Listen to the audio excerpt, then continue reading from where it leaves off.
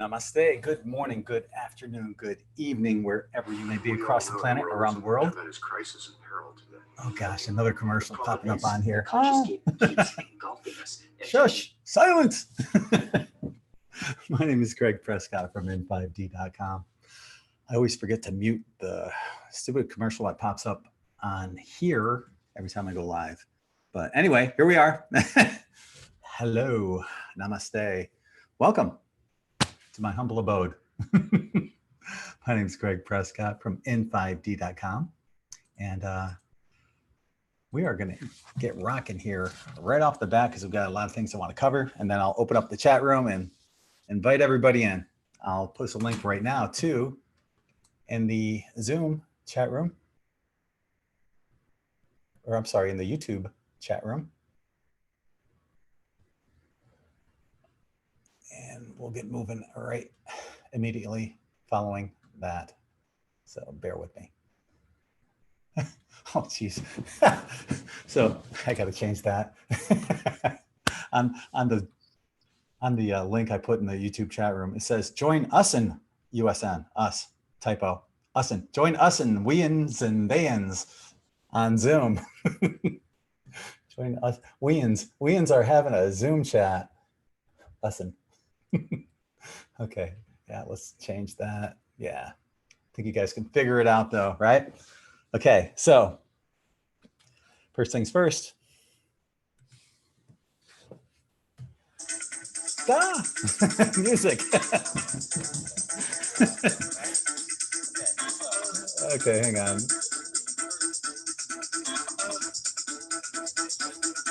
That came out of nowhere. That song, as a matter of fact, is the song that I wrote for my daughter way back in, had to have been like 2006, about 2006 or so. And she was having a birthday sleepover. So I thought it'd be fun to write a song for her and her friends that they could just, have fun, put lyrics to or whatever, and they ended up having so much fun that evening. They never got around to putting lyrics to that song. So I was sitting around with that song thinking, well, what the heck am I going to do with it? I don't know, maybe some of you guys have seen 2012, the online movie. It ended up getting like 15 million views. It's on the my YouTube channel. I made that back in originally 2007. And my first YouTube channel got taken down for various reasons, but I ended up re-uploading it. Back in the day, you could actually have Google upload videos directly to Google. And so it got a lot more than 15 million views, but even so, 15 million views, it's almost 3 hours long. Anyway, bottom line is I ended up using that song for the main song title, like the intro song on that video. And from that point forward, I started using that song for other videos that I have here on In5D. So yeah, that's the story behind that song. But it was fun to create for my daughter, and she never got around to use it. I should send it to her and say, hey, Britt, put some lyrics to it now, finally. See what she comes up with. She's 25 now, so it was a while ago that happened. Okay, so we're going to do our Oracle cards. As always, starting off, Spirit Messages, John Holland. Say hello, John. Hello, John. All right, so we got a repeat. We just had this card not too long ago. Ground yourself. You're grounded. It's funny. When you're a kid, it's like the thing you hated. You didn't want to hear that. You're grounded. And now it's like, yeah, I need to ground myself. I'm grounded. Okay, so ground yourself. Being distracted, unfocused, tired, irritated, and impatient are all signs that you're ungrounded. Now is the time to become centered and allow spirit to help ground yourself and reconnect with the divine source. And you really can't ground too much. You can't really overground, in my opinion. It's wonderful words to live by. Thank you, John Holland. You're welcome. All right, so next up is the Goddess Guidance Oracle cards, betting number 2. Okay, and we have Yamanya. Kind of sounds like lasagna, which is what I had for lunch.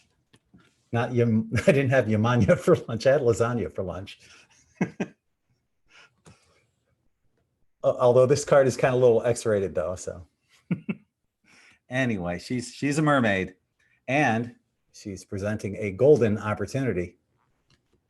So important doors are opening for you right now. Walk through them. So let's see what Yamanya has to say here. Let me let some people in here first.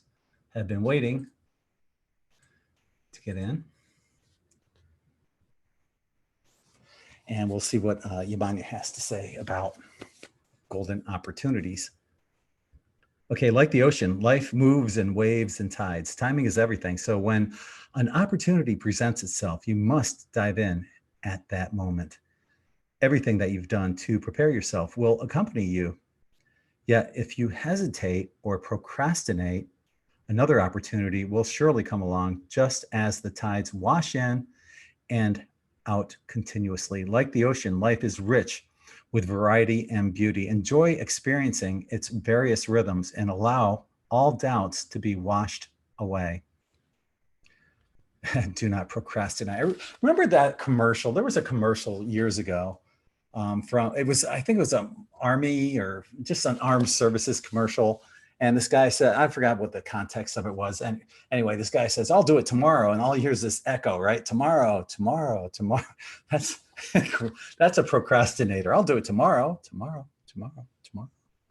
Yeah, don't procrastinate. It's easy to procrastinate, especially when, like right now, when every day is who knows what the hell day it is, because we're all getting lost. And that's the beauty of what's going on right now. That's exactly what I've been talking about with Jose Arguelles and him, exploring Lord Pakal, the Mayan leader's tomb site, and discovering that one of the things we needed to do more than anything is to live without time. Most of us don't wear watches. We don't give a fuck about what time it is. I could care less.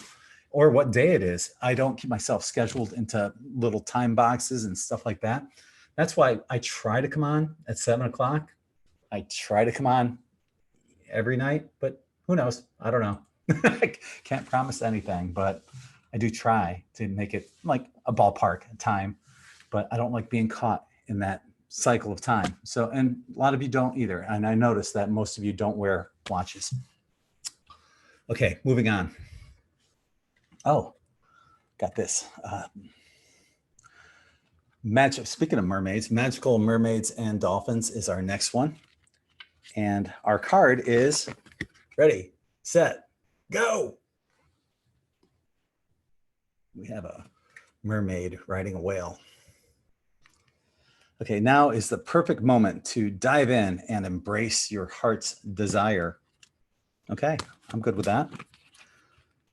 Even though you might not feel entirely ready, this card says that there's no better time than the present to dive into your future.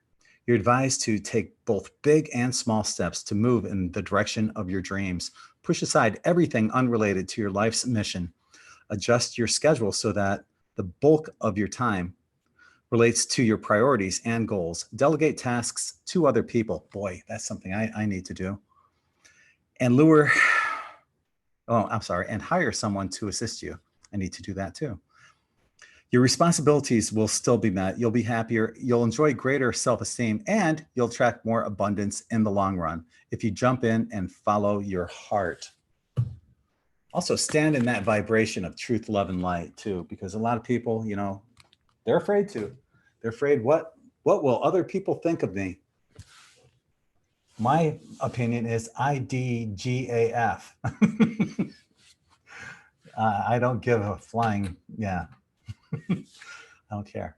I don't care what people think of me. And that's why, if you go to somebody's personal profile on, Facebook or Twitter or whatever, their true colors will shine right there.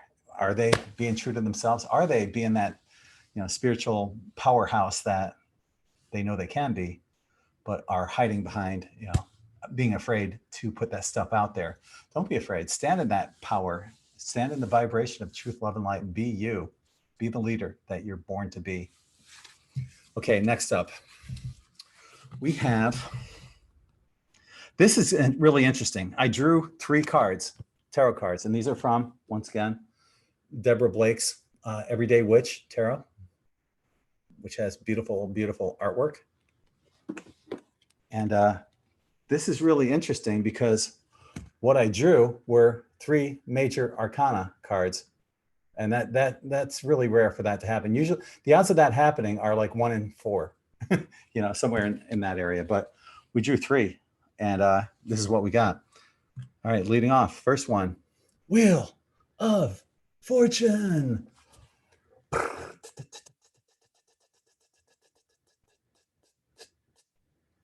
Okay, Wheel of Fortune is our first card. Change is happening. Your luck can go either way, but change is happening. And what we see is a happy, smiling witch right there. So it looks like good luck is happening, right? And her cat down here, it looks like cat's playing with some dice, right? It's a happy cat. The cat's like, I don't want dice, I want mice. I hope my luck changes too. So yeah, Wheel of Fortune, that's a great card to start out with. The next one we have is, this is coming up. Allison was mentioning this, that the Hermit. Why? Because we're all in quarantine. It's amazing how much the Hermit is coming up for people in tarot card readings right now. So, if you're getting a reading, or if you do readings, you're probably noticing the same thing, the Hermit, right? So, well, that's me. I am the Hermit. I am the introvert, right? So many of us can relate to this card too. So that's, being alone, being at home, being alone at home with a bone and a phone. Here we go again with this. What keeps reminding me of that Happy Gilmore scene where he keeps rhyming. Anyway, being alone or at home, or with a cat by a campfire, going within, being, just going within right there. And you can see her, kind of in that meditative state, going within. So another beautiful card. So we have what do we have so far? Okay, we have the Wheel of Fortune, right? Where our luck is going to change. And going within is definitely the way out. The way out is to go within, right? And then the last card, probably the best card you can have in the tarot deck. And this is the World. And you have everything. She doesn't even need her hat anymore. Positive outcomes for everyone. That's what the World stands for. Positive outcome, no matter what. And once again, the cards for our when I do these, I put the intention. What are the best cards that we get as a group? This is what we got, and they tell, once again, a fantastic story for us. So that's exciting. I enjoy doing these tarot for you guys. Today's high-pitched frequency is G major, okay? So the G, it's way up here. I mean, it's everywhere. It's here. You can find it all the way up the fretboard. But what I hear is akin to that, but much higher. And this is the highest G I have on my guitar. But what I hear is several octaves higher than that. But that is our high-pitched frequency, and I'll give you a little peek at what that looks like and what that means right here. Let me go to a screen share.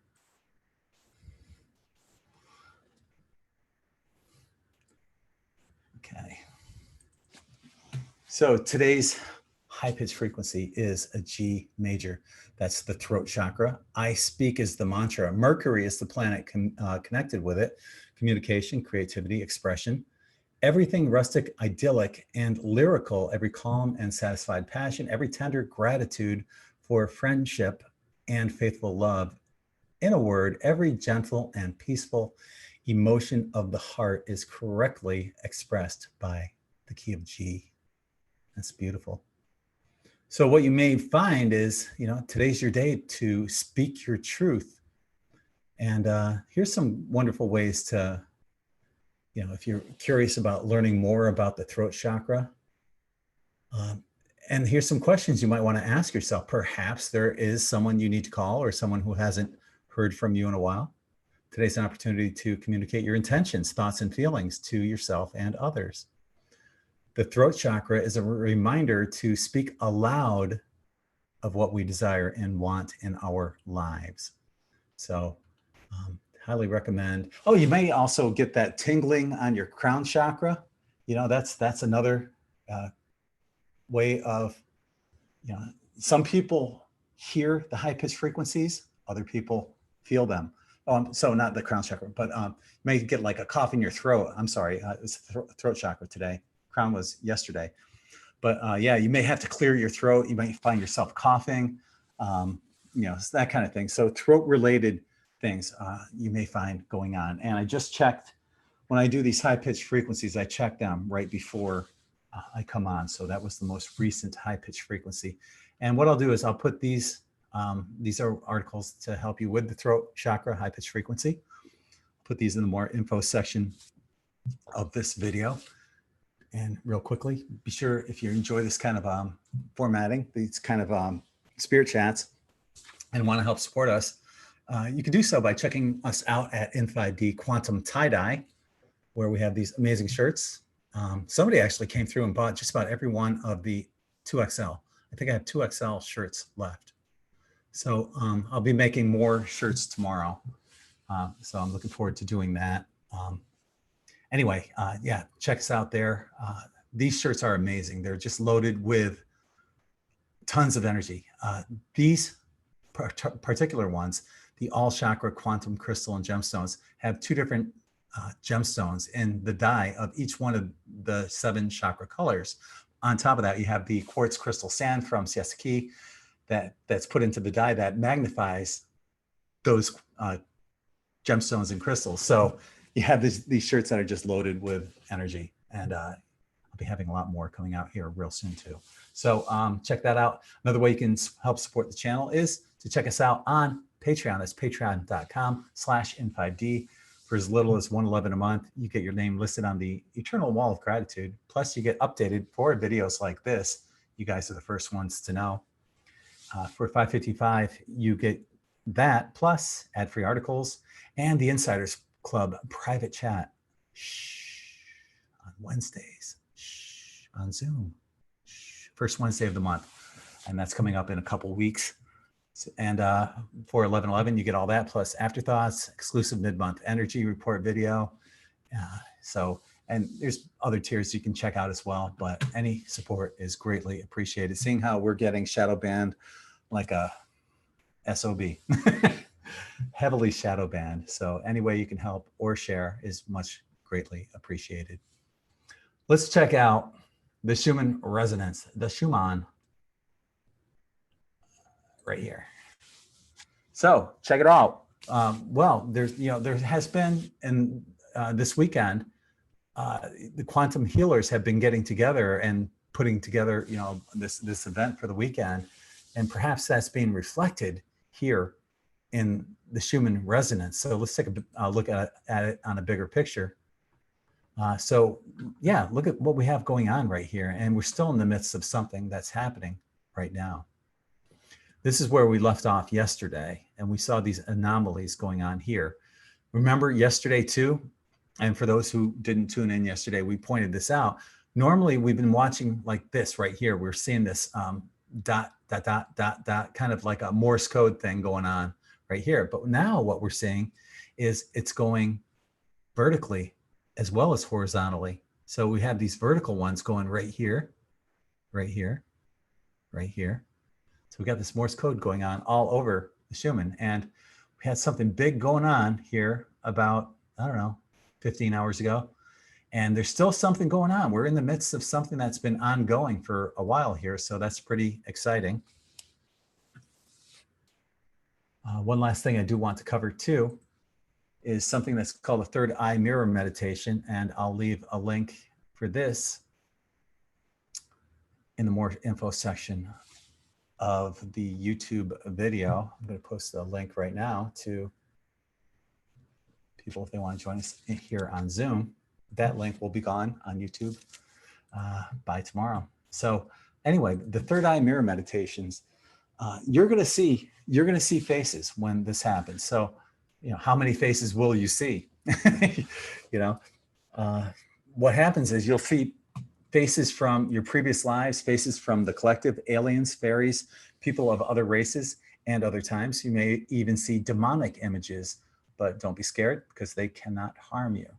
Now, I would not recommend this for a novice or even an intermediate meditator because, yeah, if you see something, you might freak out. But, you know, for people that have been doing this a while, ultimately what it turns out being is just shadow aspects of yourself for the most part. Not to say that demonic entities can't come in, because they can.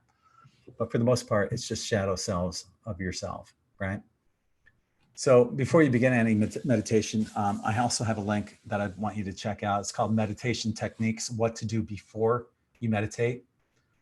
You know, you have that white light protection around you and all. I teach you about that as well in that article, and I'll leave a link for that as well in the more info section. So once you've protected yourself, place a mirror in front of you and light a candle and turn off the lights. So you got the candle right here, right? And then you focus on a spot between your eyes, right where your third eye would be, and just relax your eyes. Just calmly, don't think about anything. Just clear the mind, relax your eyes, and just kind of go into a trance, focusing on that area. So due to the dimness of the room, you'll find your eyes going in and out of focus, and that's perfectly normal and to be expected. Try to avoid excessive blinking because it is in this state that the faces will appear. Your third eye will begin to open and reveal these faces. Many times you will see various genders, ethnicities, races, and sometimes demon-looking entities. Don't be afraid. These nefarious entities cannot harm you and may be a shadow self side of you. And they may simply be testing your spirituality. If you sense any negative energy from these energies, you can always ask them to leave, then restart your protection techniques as you did before you began the meditation. Now, that's where I messed up when this happened to me. Actually, a couple of cool things happened to me. I'll tell you about this one first. So I'm in that meditative state. I'm watching myself change to, you know, I'm an old man, I'm a old lady, I'm a young boy, you know, in and out. All these faces are, and they change quickly too when you're doing this third eye meditation. The next thing, this face comes and it didn't change. It just stayed there. There's this huge head with big, round, like red eyes, but there was no whites in the eyes. It was just big red eyes and fangs on it like that. Huge head, big fangs, big red eyes, staring back at me. And I messed up on this. I said, in the name of truth, love, and light, I ask you to leave immediately. You're not welcome here. I fucked up. What I should have said is, how can I help you? In the name of truth, love, and light. Because what if that creature thought the exact same thing about me? Oh my God, that guy's hideous. He had, you know, this ecru colored skin and hair that was all over the place. He looked like a surfer, those freaks, or a beach bum. What if we're scaring them, you know? What if we're freaky to them? So, you know, I messed up, and I should have, you know, in the name of truth, love, and light, I should have said, you know, is there something I can do to help you? Or maybe I was being tested. Either way, it didn't matter. You know, I wasn't afraid of that entity staring back at me. Now, there was another time where, and this is really cool too, where I'm doing that meditation, you know, and I'm watching myself change into all sorts of, you know, past lives that I've had. And then all of a sudden, this huge orange ball, this orb, starts hovering over my shoulder, just hovering, hanging out. It was really cool. And, you know, no, I didn't freak out. I kept that meditative state so it would stay there. It's kind of like when you see you see your aura, you know, the first time you see your aura, it disappears.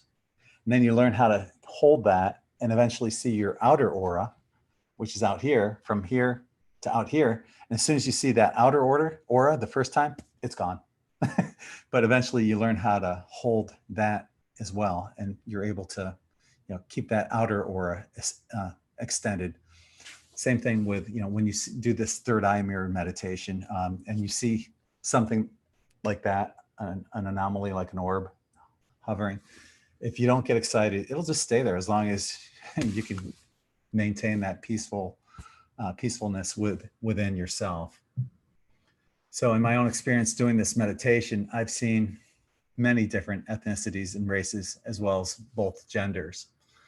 The meditation is not for the faint of heart. If you think you're ready to try it, please be sure to follow the recommendations on what to do before you meditate. Like I said, I'll leave a link for that in the more info section below.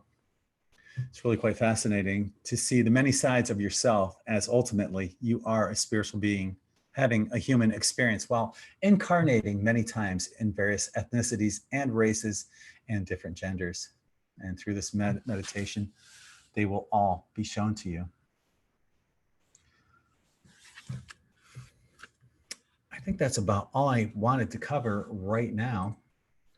So without any further ado, I'm going to unmute the chat room and see if you guys have ever done the third eye mirror meditation. Has anyone ever tried that? I mean, it's just a small bag. You think that's enough? I don't know. How much is in a small bag? Agree too, so I have no idea. Your microphone is live. Whoever's got that small bag going on. Anyway. So nobody has tried the mirror meditation, just me. Is that what you're saying? No, I have. Okay, well, thank you for somebody speaking. Otherwise, we're going to end the show really, really quick. Yeah, I have, but it was so long ago, and when I did it, the only one that I could still remember, and I was talking to, we had a private chat the other day. The only thing I could remember after I did it, you know, like now that I'm talking about it, is that I remember that I died in the Great Fires in London. Wow. And it's what did you see that triggered that? Well, what I seen is there was like a lot of fire, and it was kind of strange because I've always had a fear of fire. And when I was younger, I had pulled an electric skillet down on myself when I was younger, and my mom said I had third-degree burns. So I actually have heinous scars all over me from a fire when I was a child. And then it all made sense. And I've always been drawn to, you know, like France, London, you know, for, I don't know, it was just strange. And then when I did that, it all made sense. It was like, oh, that's what it was. Like, and I was also a composer, and that's where I get my love for music. There's another bag in there that was from 2 or 3 weeks ago. She can thaw it all out and we'll just use that. Yeah, use that bag. You know, you don't need to have more than one bag thawed out right now. Sorry. We're trying to figure out what to eat for dinner, so I didn't know if I was unmuted. Apparently you are. Yeah, tacos for dinner, you know? Yeah, we were eavesdropping the whole time, apparently. Yeah. Yeah. My dad's very loud, so. That's okay. So actually, Brandy was talking about her past lives and memories that she's had that she's seen through mirror meditations. I have a friend of mine that we were it was Allison, his girlfriend. We were talking about this today, as a matter of fact. She has a fear of going in the ocean in water she can't stand up in. If it's any deeper than where she can stand, she has a fear of that. I have another friend who had a past life where she died after having to walk the plank.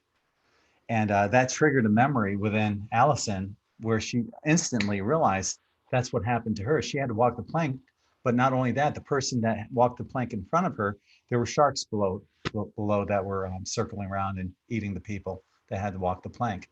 That's why she had that fear. So it just triggered, you never know what's going to trigger some of these past lives. And sometimes it's through the third eye mirror meditation, and sometimes it could be through simple conversation. Yeah, it was definitely the mirror. It was definitely the meditation that took me there. Because like I said, I always had the fear of fire, and I didn't know why, you know. But I mean, like major fire, you know, like if somebody had, you know, we're in Florida, you know, people have a lot of fires here. I would be like, no, I can't get close to that. I would be like really frightened by fire. And then of course I look at my legs and I see these heinous scars that are still there from when they had to literally cut my clothes off of me when I was younger. You know, it's a reminder, you know, and then I don't know, like you said, it just triggered it, and I was like, wow, that's exactly what happened. And then everything made sense after that. Yeah. It's funny what can trigger that kind of, you know, snowball effect upon your awakening, and you know what, you know, lives you have lived in the past. Very cool. Thank you for sharing. I'm going to read something here from, this is a year and a day of everyday witchcraft, 366 ways to witchify your life. It's just good fun stuff. So there's nothing bad about this stuff. But this one is Witchy Words of Wisdom by Ellen Dugan. And she goes on to say, there's nothing quite like making or growing a magical tool for yourself. As you know, a self-created magical tool or object becomes twice as powerful from absorbing the energy you expend in the making of the item.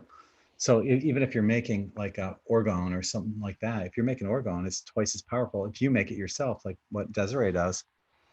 So the same can be said for cultivating your own magical flowers and herbs.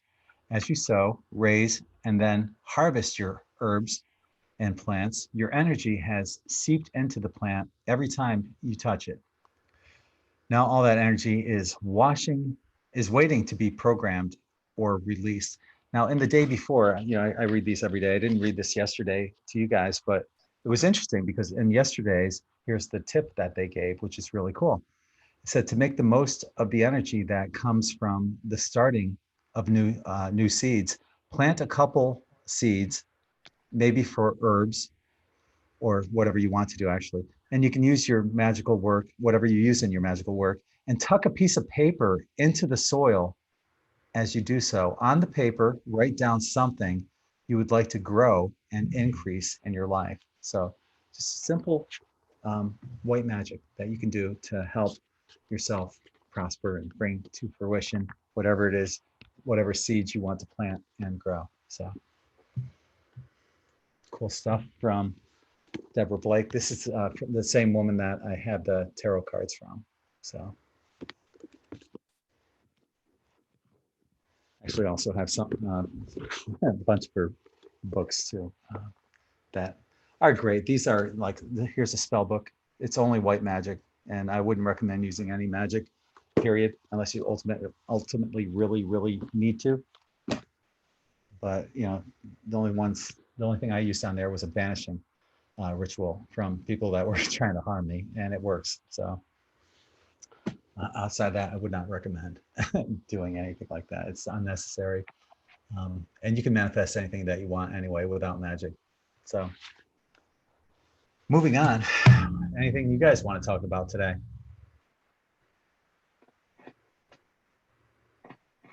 Brandy. Yeah, hey, I got a question. Yeah. So I see that you posted about Allie having that thing tomorrow. Yes. I totally want to join that. I messaged her, but I haven't gotten any response back from her. Can you give us some information about that? Yeah, she's actually going to be coming on here shortly. She's got some clients that she's working with right now, but she'll be on here shortly. And I was going to have her talk a little bit more about that. It's but I can bring it up right now real quick, and then I'll have her expound on it later on. So Yeah, because I just started my own page. You know, I've been doing readings for like over 5 years now myself, and I never felt right for doing it for money, you know, because I want to help everybody. But after talking to all these wonderful people in the group, and I've come around to where I really want to do it to help more people. So I started my own web page, and it's still startup. So I wanted to see what one online would be like, you know, like Mhm. actually doing one online, and you know. yeah, yeah. Well, this is what this I think. Go for it. I say, you know, if you're being guided to do so, definitely do so and follow through on it. This Oh is yeah, what. they told me, the guides told me this is my purpose. So Mhm. This is what Allie has for tomorrow, Sunday the 19th at 2 p.m. Eastern, 11 p.m. Pacific, and 7 p.m. UK. And she has it in pounds, but it equals approximately 625. I already paid her.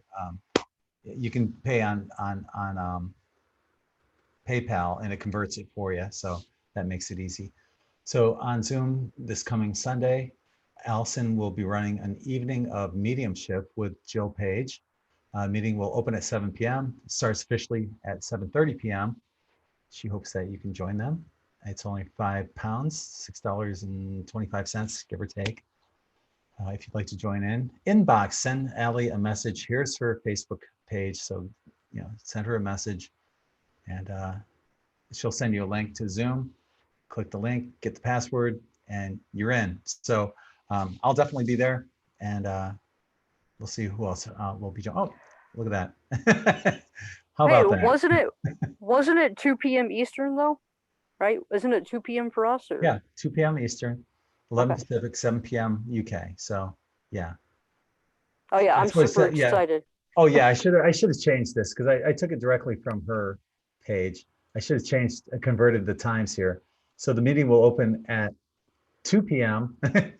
Eastern and starts at 2:30. So yeah, I'll change that right there. But yeah, and when she pops in, we can have her expound a little bit more on what that entails specifically. But it does, you know, she just had something similar to that where we were all working on our psychic abilities on what we would do is we were sending people, we would send her pictures of loved ones that had deceased, and we would work, and nobody knew anything about anyone's pictures that were sent in, and we would use our own psychic abilities on trying to contact these people. And it was really fascinating that how much people were spot on with their with what they saw, and sometimes it was so bizarre, but yet so spot on. So it's really fun, and I would encourage people to definitely check that out. I'll be there myself. So I'm going to post a link into Zoom if you guys want to join us here. Quick shout out to everyone that is there right now. I'm just going to scroll back a little way, but we have Aaron, one of our moderators. Thank you for moderating, Aaron. Ray, Taurus 76, she joined us yesterday. Melissa, Gabrielle. I think Gabrielle, you have t-shirts on your coming, I believe. They sent them out today. Sonia, Ganymede Acoustics. I think I'm saying that correctly. I don't know. Shy One, welcome. Thank you for joining us. And everybody here that's in our Zoom room, thank you. So what would you guys like to talk about? Well, what I want to talk about is that I'm grateful to found this group. It has changed so much for me, and with help from friends and also Phil, I was able to get rid of some attachments, bad attachments in my body. So I finally can go only one way, and that's up and forward. Yeah, it's so fun having attachments. So, you know, I think everyone's gone through that at some point. You know, we've worked Yeah. through, you know, parasites and attacks and stuff like that. Yeah. The less fun thing was that right after the last one was removed, my dog went totally downhill, ready to go and leave the world. And Well, with change of diet and now changing of the dynamics, he is on his way back up. Well, he doesn't have to guard anymore, so he was keeping me safe from these entities. So what specifically did you do that got rid of them? First, Diana gave me some tips, and the one that I was able to remove myself was octopus with the tips of Diana. And the second one, I had help from Phil Christophers. He did it through a Zoom meeting. And he said it was a pretty nasty one. It was one wrapped around my spine, between my shoulders.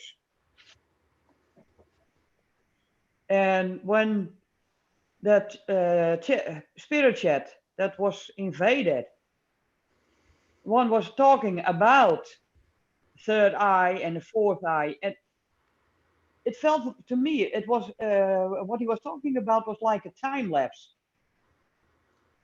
There was a long I heard some words and then nothing, and then again as it was a full sentence, but I missed I think 3/4 of what he was saying, and it lashed out because I wasn't allowed to know, because it was afraid I would find out, it would get discovered. Oh, it did get, and I get rid of it. So what can you do to make sure that they stay away? Grounding, make sure I keep positive. I also drink some crab apple essence, so to keep myself filling with light. Have you smudged lately at all? Not lately. I was preparing to do this again. I started to clean up my house also, re-clean again. Mm-hmm. So I have still a lot of work to do, but I'm confident I can keep it out. I've put salt around around the perimeter of my home, and I have sage, dry white sage, laying around everywhere. And I use some meditation music also. Yeah, definitely.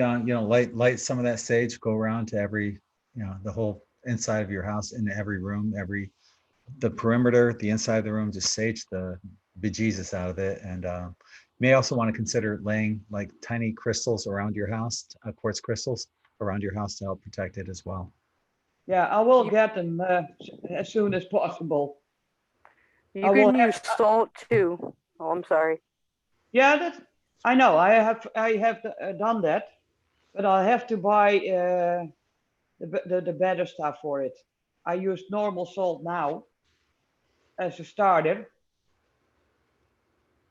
So, and probably next week, and soon, I hope within the next 2 to 4 weeks, I have control over my own money, so I can shift around a little bit more.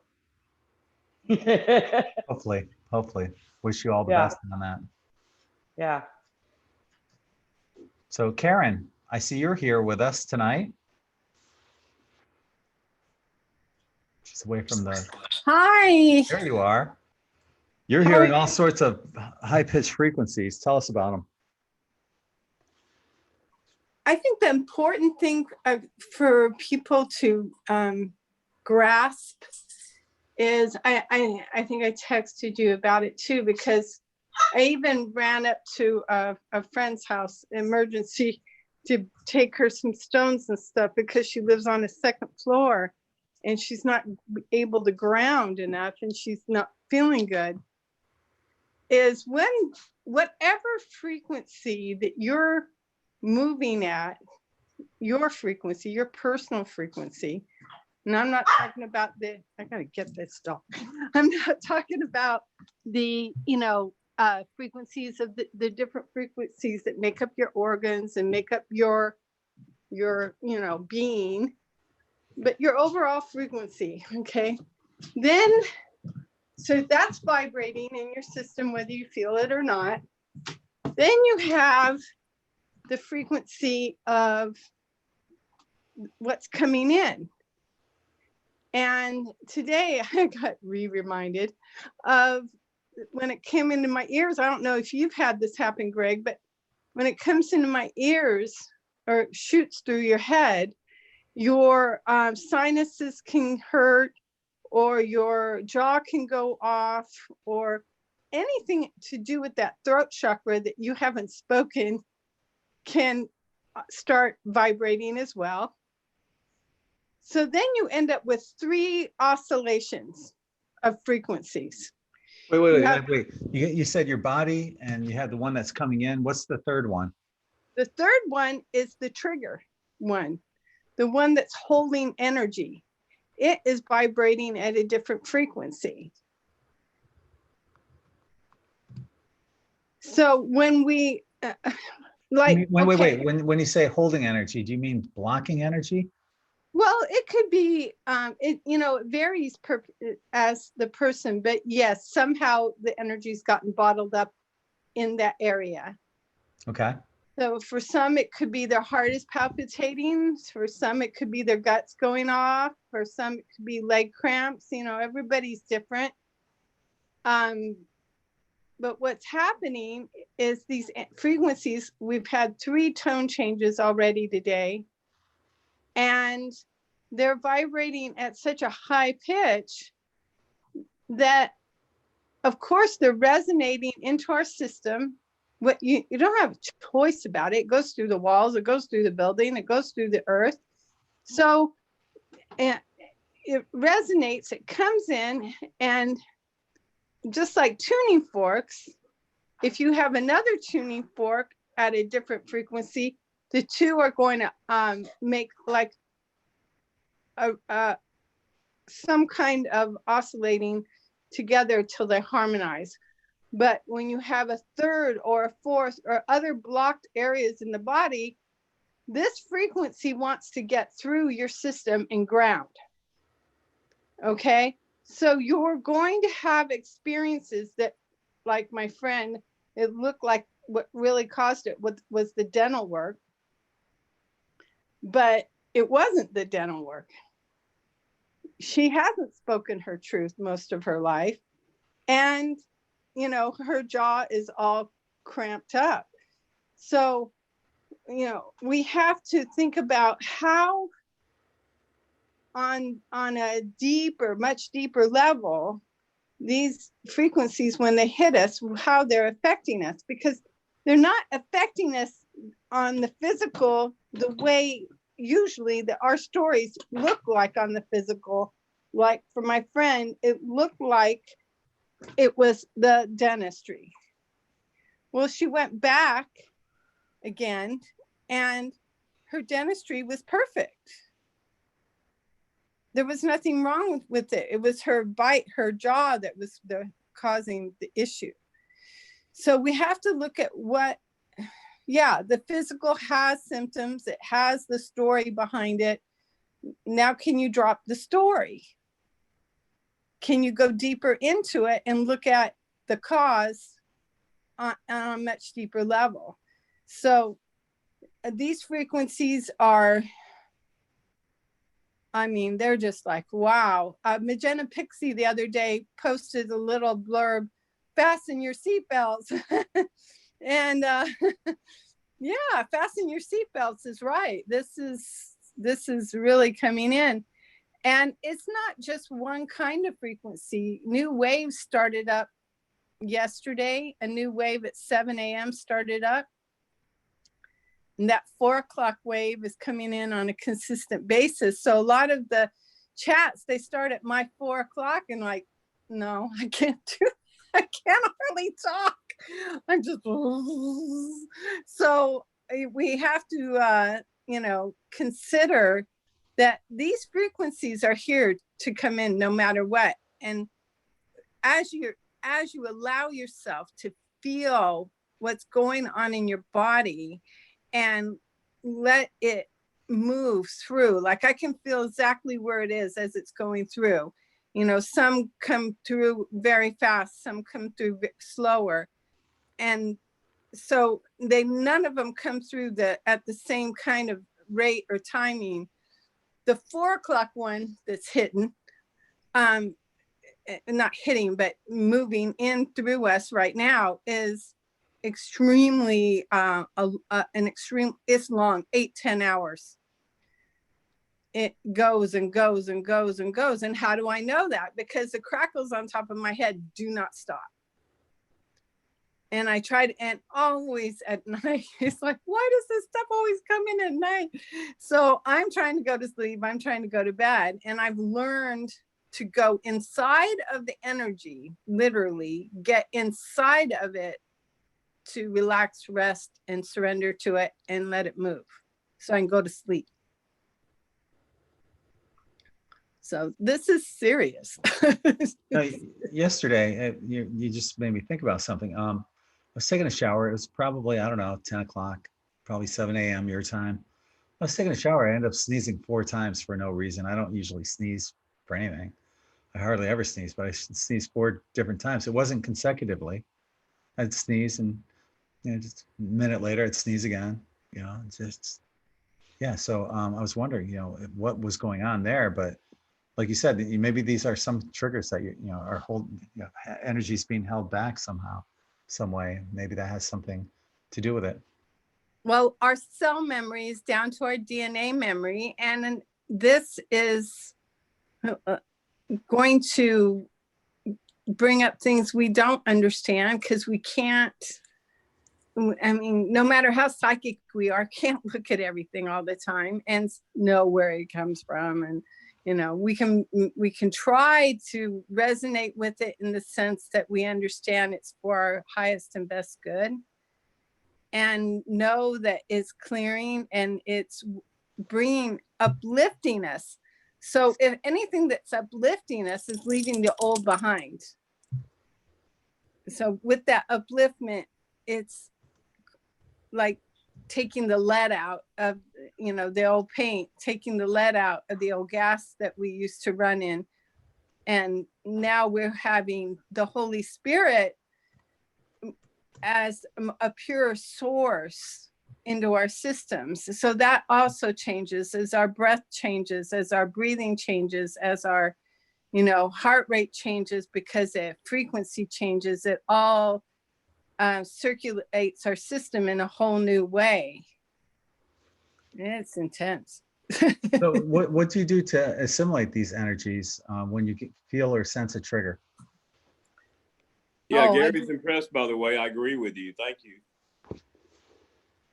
Yeah, Gary's giving you the thumbs up. Oh, thank you, Gary. I do a lot of different things. I have a little rule book for self-discipline, keeping my water going all day, all night. I always have water, during the night as well, and not a little glass. It's a big glass of water. I always have movement, as integration and movement go together. You want to move, you want to stretch, you want to breathe, and breathing is key, number one. And not just breathing, but breathing that I know my breath is my intention, that my breath is the breath of my Holy Spirit, the breath of life. This is number one. The breath is number one. It's key. And most people are breathing shallowly. And even people that say, oh, I practice breathing. I said, well, it's a 24/7 thing. It's not, hey, we go breathe for a few minutes and then I did my breathing. Do you recommend that breathing that Tiffany Keeper was telling us about? I absolutely love that breath. Yeah. And it works. Explain that to people that might not be familiar with it. I would call it there's one level of it that's a transmutation breath. And there's another level of it, because I talked to Diana about it. Another level of it, it's a download breath. And then there's another level of it that is a surrender. So it does multiple things all within the course of that breath, which is the 7 up, hold for 3, and not hold 1, 2, 3. No, you're holding for 1, 2, 3. You know, you're giving up yourself, because your head is going to be up. You're receiving that download, that insight. And then when you're letting it go into the heart chakra. You're breathing down through your nose into the heart chakra, and you're powering that cosmic engine with this breath. So, you know, breathing in to me is the transmutation part, where we're transmutating whatever is in our systems. We're bringing it up. We're lifting ourselves up, literally. And then we're holding it by allowing that divine energy in. We're giving ourselves that information download, whatever it is we need to receive in that very moment. And we're staying in the moment. That's part of the deal. So then when we let go into our surrender, into our heart, it opens your heart, but the cosmic engine part of it is what is still, because I'm new to it, really, you know, just 6 weeks. She shared that breath with us 6 weeks or 7 weeks ago. So I'm new to it. In the past, I changed my breathing by teaching others to breathe. So I taught first graders, I taught whatever grade level I was teaching, whoever I was around me, I would teach the breath. So I went from my high chest to my low abdomen. But this breath, what it really has intention built in it that allows you to really expand. Yeah, love that breath. So, you know, just a testament to that kind of deep breathing. When we sleep, we're deep breathing when we do that. And when we deep breathe, we go into that multi-dimensional state of being. So perhaps the key to becoming multi-dimensional is deep breathing. Yes, I think the key to expanding, becoming multidimensional, to be at peace, to be in harmony, to be in the moment is through the breath and through the dedication to yourself to create that for yourself. You know, that has to come first. That, to me, that has to come first, because you have to be really dedicated to get yourself to change your breathing pattern at that level, at that depth. You know, it just, otherwise it's a chore, it's a job, it's something I do for 20 minutes or 10 minutes or whatever. It's not integrated. So integration to me isn't talked about enough. Integration is a huge thing, because as we move up, as we are uplifted and we're becoming unity consciousness, integration is the key to our understanding ourselves, having that compassion for others, and expanding and becoming multidimensional. So we have to first have, to me, to be dedicated, heart-centeredly dedicated to ourselves, want the best and highest good for ourselves, to be the best and highest good for ourselves, so we can support others, to move ahead, and that we're not stuck standing still, accepting things the way they are, blah, blah, blah. So integration, dedication, and we get dedication through acknowledgement. Do you breathe that way all throughout the day? I'm integrating that breath, yes. Wow. I'm into it. Because it's helping me so much. I mean, it's apparent. My intuitive has expanded. A little example. Last night, my husband's friend has been working on changing over his water heater to one of those that automatically heats water as it runs through the pipe. I forgot the name of it right now. And it all failed. You know, he thought it's not going to work. And he said, I quit. I'm going to go get a regular water heater. It's not working out. And I told my husband, no, he's not supposed to quit. It's going to work. He can work it out. Help him. And of course, today everything's fine. The gas man came, you know, and everything's working. And he kept that heater. He has 4 girls. He, a wife and 4 girls. He desperately needs it, you know. And, you know, I'm not sure I would have gotten that in the past, you know, something about somebody's water heater. I mean, you know, I wasn't meditating at the time, you know, so when you're in the moment so much through that breath, you're in a shamanic type of a type of meditation, which I've always been hooked on. I've always been hooked on that. So it changes everything. But, you know, and I always tell people, even the little ones, when I taught them, it's number 1, the breath. You know, and it's the first thing people disregard. Let's not do that. And so some of them that I taught in 1st grade, by 3rd grade, they were the fastest runners in the school. I wish I had a teacher like you.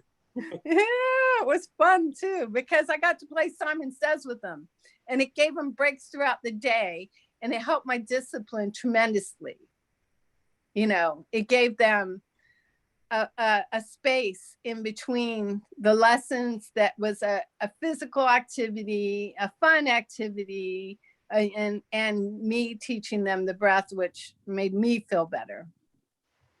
Yeah, I liked it a lot. That part was great. Yeah. Well, thank you for sharing that. That's an important message about the breath and breathing, and how you've incorporated that into your daily life every day as much as you can throughout the day, and the changes that it's brought about within you. Yeah, and to me, breathing is mandatory, of course, right? We think about all that's going on with the breath, with the coronavirus, and people, you look at them, they're afraid to breathe around other people now, you know. So no, the breath is number 1. And when you have that sense of your own breath, and I'm still learning this breath, you know, it might take me a while longer, but when you have that sense of that breath moving and flowing within you, you have an inner strength that is different from the inner strength that you felt in the past. Carlos is asking, how do you do it? You already mentioned it once, but just to recap again. Okay. Okay, go ahead. So I'm going to stand up and do it and hold my dog because he wants to talk to everybody. Look at you multitasking. Yeah, he's so cute. Oh, Romeo. Okay, so I'm going to stand up and do it so that my belly goes all the way out easily. Okay. So I'm going to breathe into the count of 7. I welcome you, Carlos, to breathe in with me to the count of 7. Everybody. But it's not just about breathing in. It's also about breathing in, starting from the lower belly and building up to the high chest, up to your shoulders. And when you feel that breath up in your collarbone area and shoulders, you know you've achieved the 7. So we'll begin. And I'm going to hold it for 3. And I put my head up just slightly. 2, 3. And then I'm breathing out through my nose, lowering my head because I'm pointing my breath to my heart chakra. And I'm letting it out. A real breath, like not just you know, not just a little breath, but I'm letting it out. So you're breathing in through your mouth and exhaling through your nose. I'm breathing in through my nose and exhaling through my nose. Okay. Yeah, and then at the end, after I've breathed out, I allow myself to enjoy my cosmic engine of my heart chakra. I allow myself that visualization energy, you know, seeing it move. So why don't you do like 3 or 4 breaths and just guide people through like 3 or 4 breaths, and we can all Sure. join in with you. All right. Okay, I'll do my best. Yeah. Okay, we're gonna breathe out to start. Now we're gonna breathe in from our lower belly.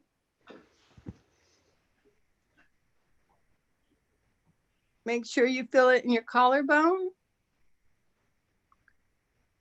I point my head up just a little bit, my nose up a little bit. And I allow that download to take place. I allow that energy to come in. And then I let it out through my nose, pointing down to my heart chakra.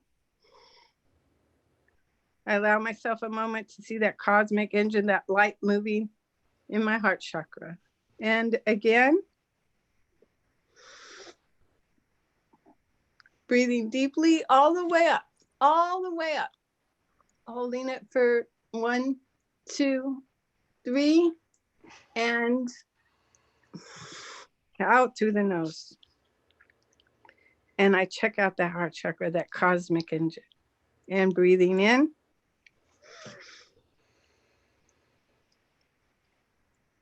Holding it for 3, allowing that download,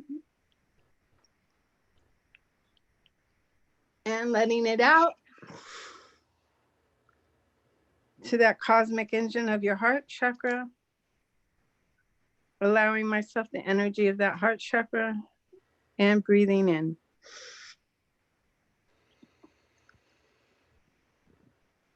One, 2, 3, and out.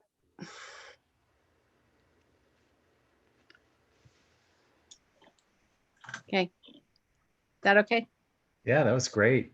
Thank you. Okay. You're all buzzing now? I was buzzing beforehand. Oh, okay. More so now. Yeah, you're buzzing a little more. Natural high. Yeah. Yeah, the breath does that. Yeah. Thank you. And you got lots of thank yous on YouTube as well. People are great. Oh, I'm honored. It's so great to have this community to speak to you guys and share the love. Thank you so much. Thank you. It's wonderful. Your presence is definitely appreciated. Well, all yours is, that's for sure. Yeah. And it's wonderful we have this. Thank you, Greg. Welcome. Look what happens when people follow their guidance. Look what happens. It's Yeah. awesome. Yeah. You build family. You build right. family. You build a life you couldn't have dreamt up before. Yeah. So James, what are you eating? Spaghetti? Ramen noodles? I made- What you got there? Spaghetti with chicken and diced peppers and green chilies All right. Right on. and tomatoes and onions. All right. Sounds good. And Jacqueline, she's been twisting her pendulum there for like an hour. What's going on with your pendulum? It's just going crazy tonight. I don't know why. Yeah. Yeah. Which way is it twisting? It's doing a yes, and then it was doing a maybe for a while. Yeah. It's just, I don't know. It's agreeing or not agreeing, or mostly it's a yes. So I don't know why it's just being very active. Is your hand not tired? No, I'm Been trying holding to it. keep it away from my dog because my dog won't leave me alone. You've been like this, like every time I look over, you got it in your hand and it's doing something. But I can't tell whether it's going, clockwise, counterclockwise. Yeah. Trying to keep away from my puppy. Yeah. Does your puppy like pendulums? Yeah. He's laying here beside me. So. It's a toy, right? Yeah. So what's going on with you, Ryan? Not much. How's it going with you? Good, good. Actually, I just wanted to add something. That was a great talk, but I'm sorry, Katie, is that your name? Karen. Yes. Hi. How are you? K- Nice to meet you. yeah, my nickname is KD, and because I've changed so much, I wanted to use my nickname from now on, so I'm working on that. Nice. So I've done some work with Tiffany as well. The only thing that she had mentioned is we want to be able to do it with our eyes open throughout the Yes. day. That's the only Yes. thing. And I'm Yes. still working and on it too. I Definitely not easy to do. I found that but I've taught the breath a lot, and I've been focused on the breath for a very long time. So it could be that just I'm just into it, you know. But I found that it's okay when you want to close your eyes. Like I do it in the middle of the night and my eyes are closed, Yeah. you know, because I'm not asleep. I if I want to shift something, I may have my eyes open or closed depending on, you know, what the shift is, because it is easy to use it to shift, you know. How do you mean? Okay, let's say something comes in and it is disturbing, right? We have lots of disturbing news coming in right now. Sure. So I will, you know, ask myself to clear, and then I will take 3 of the breaths intentionally to shift. I will use intention with the breath, just like you would for anything else. Right. Yeah. So it works. It's easy. And it moves the energy, you know, so. That makes Love sense, it. because if you're going to put intentions, you're throwing out an intention. Your intention might last all of 2 seconds, but when you're putting that intention for 7 full seconds, it magnifies the amount of intention that you're actually putting out there. Yeah. Or trying to let yeah, something go, something that's bothering you, you know. right. It's like counting to 10. Right. It's only Breathe. with power. Seven, You've got an great, yeah. engine, the cosmic engine's working for you too, because you're powering up an infinite source that's within you. So the more you power up that infinite source that's within you, the more you like let it move, let it go, ride it, you know, whatever you want to say, right? The more intensity that is created through it, and you aren't disturbed by it. Okay, like right now I have my third chakra is burning. Well, it's burning because my soul is actively involved in this energy, or I could interpret it how, you know. So it's all this is up to our interpretation, and when we interpret from the highest perspectives, you know, these intentions and shifts that we can create just through 3 breaths, you know, is limitless, because we're dealing with the infinite realm. What have you noticed so far, Ryan, now that you've been doing that? Well, I need to be doing it more, for one thing. But when I do it, I definitely get physically lightheaded, and just anything that's kind of bothering me. So I've been trying to do it in the morning. I haven't done it throughout the day enough. I definitely have a better day. I mean, that's usually when I meditate anyway, is in the morning. But yeah, I'm still pretty green to all of this stuff. So I'm not one to give some good answers. But yeah, but still we have a starting point with you at least, and we can see the progress that you're making as long as you're continuing to do it. Yeah. I mean, that's good. That's what we need. I was looking on YouTube, and Shy One's saying I'm a shallow breather, and you're probably not alone. I think most people are.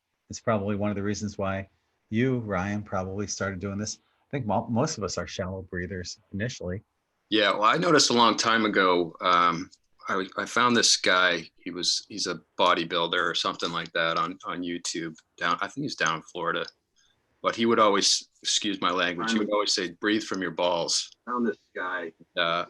I noticed that when you breathe, you inhale through your lower abdomen, just like Katie said, you expand your diaphragm, and everybody is breathing up here, and you'll notice the difference, you know. just doing that stuff. Yeah. Well, something I probably need to do more often. I worked with Tiffany as well, and I got into the habit of doing it the first thing in the morning, but I'd forget about it like for the rest of the day. Right. Yeah. Same First thing in the morning, it's easy. Yeah. Yeah. So That's something Spirit has said to me quite often in the past is breathe. So I must not be breathing sometimes, and not enough anyway. you think it's such an easy thing to do, right? Breathe. Yeah, you Well, just breathe. you think it's natural, but it's really not. No. Howdy, everybody. Hey, Diane. How are you? Hi, Diane's the one that Greg that taught me the breath of the her version of the breath is a little different, but it's still the heart breath. And I love her the way she talks about or explains how to do it. And the difference that I do is I still do the 7-3 instead of the going up and holding it for 10, which is her breath meditation style she learned. But I took from that like I said earlier, I took from that the download part, where you're getting the information, but she has more to it. If she's able to talk about it, it's a beauty. Me? Yeah. Oh. Yeah, well, when I do my breathing, I start with my head like this down, and I'm focusing my third eye through the crown chakra, but looking around. Got my eyes closed, looking with the third eye through the crown chakra. And I start my deep breath in. Through your nose. In through my nose, and as I'm holding it, I'm visually looking with the third eye for any and all good or bad spirits, and I'm relaying all of that up and allowing all of the energy to come back down while I'm holding that breath. And it's not even, I don't even really count. I just hold, it's whatever I feel at the moment. And then I bring my head back down and I'm releasing, and final breath goes into here with my mouth. I release through the nose, but release with my mouth, kind of poof it in there so that all of the energy and download is, and I do that however many times I'm feeling I need to. I don't really have a set, sometimes it's just 1 or 2 times and I've already achieved the state that I'm trying to get to. But it allows me to feel more secure and keep my positive spirits around me and the negative spirits at bay. You know what would make the most sense, just to me, thinking about this and the numbers, would be to use the Tesla numbers. Inhale for 9, hold for 3, exhale for 6. You got the 3-6-9 thing going on. That, who knows what pattern I actually use, because I haven't even thought about the numbers, mostly because I like spontaneousness, and sometimes I will take a little bit longer on that hold here while I'm looking around, and I'm still holding my breath. At that point it's all exhaled, and then I inhale very slowly, taking it all in. So it's just for me, it's just a matter of what I'm feeling led, what pattern I'm feeling led to do, and actually how deep I'm trying to go. I do know that if I'm really wanting to sit down and do a power meditation by myself for a good period of time, I do use the 3-6-9, but I go 3-6-9-12, and I go even higher sometimes, and then back down. It just depends on how deep and how long I want to meditate and stay awake. Because the counting does kind of help you stay awake, and that's if I'm wanting to stay awake and do the full meditation and like travel someplace, then I do count. And that is a very natural state of numbers. I start with 3, 6, 9, 12, you know, and then I start doubling. I go from 12 to 24, you know, and that's about where I hold for a little while on the count. And that in breath and out breath hold for 24. It just is something that allows me to, I don't know how to say it, to connect to that spot between back here, right here, and allow the energies to kind of flow through in the motion that it's supposed to. And I do see that angel Or wing, it's- that angel wing pattern, that the 3, 6, 9. I end up seeing that very, very clearly. Math arts is what I call them. You know, that's from my meditations. But yeah, that's how I do those. You know, I've always been, and I think it's great that you kind of experiment and you know, try different things out, go a little higher, hold it for a little longer and stuff like that. And, you know, that's what, you know, many of us are doing, is using ourselves as, you know, guinea pigs and experimenting and trying to figure out, like for me, it's the unlocking all the codons in my DNA. I've experimented on so many different things and I'm still not done experimenting, but I'm trying to figure out, you know, what if I did this? What if I did that? What if I incorporated Tesla somehow? I stayed awake for almost 2 weeks intentionally to see the side effects and document the side effects. That was a pretty bizarre experiment, and I did end up in the hospital. But what I learned from it was absolutely, I would do it again if I hadn't never done it. You know what I mean? What was the purpose of staying up for 2 weeks? I wanted to see what the sleep deprivation. Yeah, I wanted to see what it actually and document that and see how long I could actually hold some simple form of coherency. And I managed to do that by, okay, this is gonna sound weird. I rolled up a bunch of joints and I only smoked 1 a day. So I knew how many days I had been awake. That was the only level of coherency that I maintained, that I had to maintain. I allowed everything else to happen.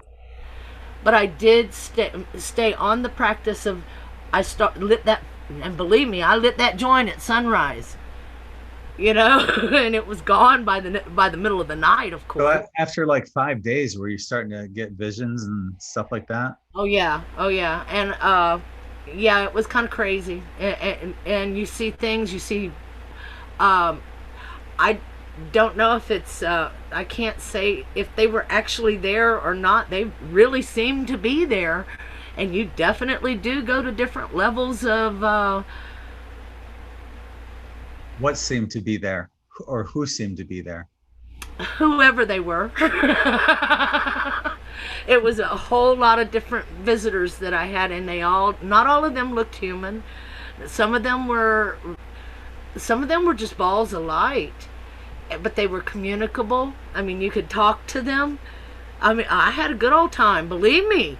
And you would not believe all kinds of stuff that I found on the internet.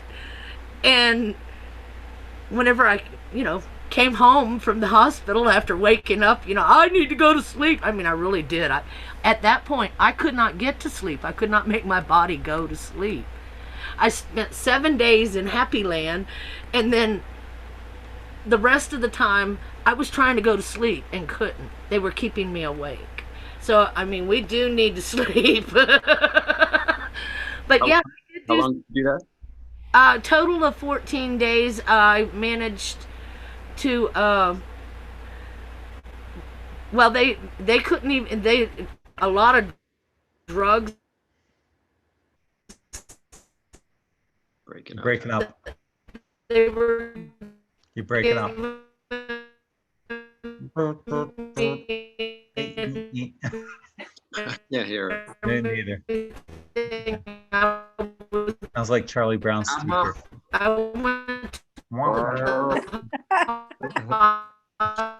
This was her experience. Yeah. Oh my Yeah, goodness. this is what she heard after 14 days. Oh, Greg, I do want to add that I've often thought about what codes you could use for the breath, Mhm. you know, but I haven't gotten there yet because I wanted to get the breath down to where it's my breath, to where I can integrate it to the point that I can move on with it. You know what I notice when I do it, if I don't want to count, my lung capacity kind of seems like to be right around 7 seconds inhaling. So I'll just do that. And then when I can't get any more air into my head from my belly to my head, I'll just hold it for the 3 seconds. Maybe I'll try it a little longer and then I'll do the exhale. Yeah. What happens for me when I breathe and train myself to breathe differently is I get that automatic, when the minute I sense that automatic coming in, like I gotta take the breath this way, I know that I'm achieving integration. So right now I'm at an integration point where I'm catching myself doing the breath without making the intention to do the breath on purpose. So my body wants the breath now, more often.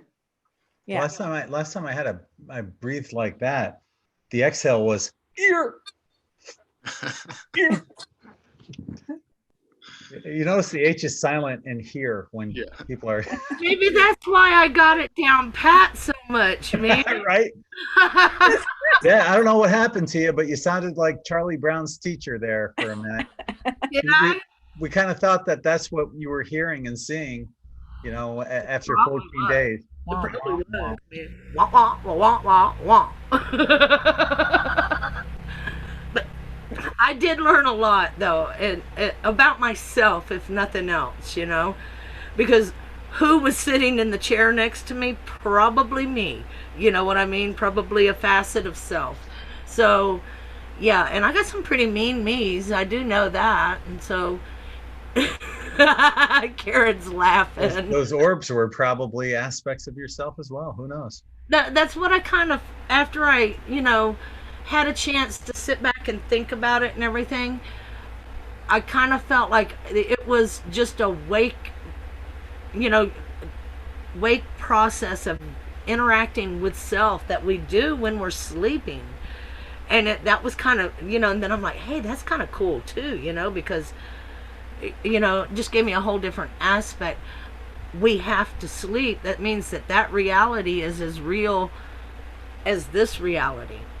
It's a necessary part of life. And sometimes more real. More real. Oh, well, very much so, because it was pretty bizarre. And some of the places that I visited, and I didn't even leave my room, that. I was right there, and it's like, okay, it's time for me to go, because now I have been to some place that was underwater, and I'm all wet, So it was time to go. Whenever I couldn't explain certain aspects of the things that I was seeing, I kind of figured I was a little bit too awake for too long. No drugs. I sometimes feel like our dream state is more real than our waking state, because when we're in the dream state, we're multidimensional. We're living without time. That's the reality. This time is bullshit. Living within time, the construct of time. But when you're on that other side, you're multidimensional.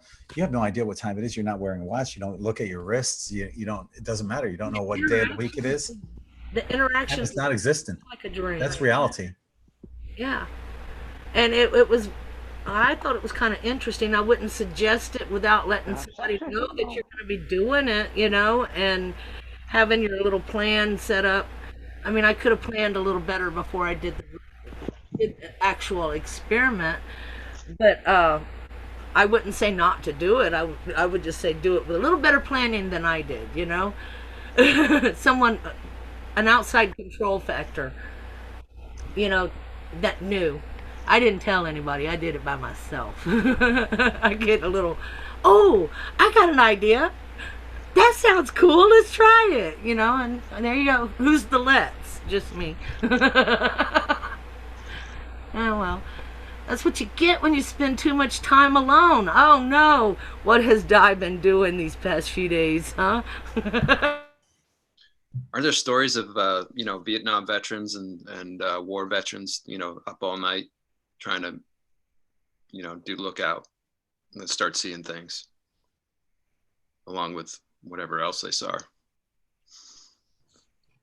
Well, as a truck driver, I remember seeing some really weird stuff when I had been driving too many hours, and that was part of the curiosity, you know. And then I think I did a study on the Russian nasties that they play on their people, you know, where they kept the people awake so long that they were actually eating themselves and everything like that.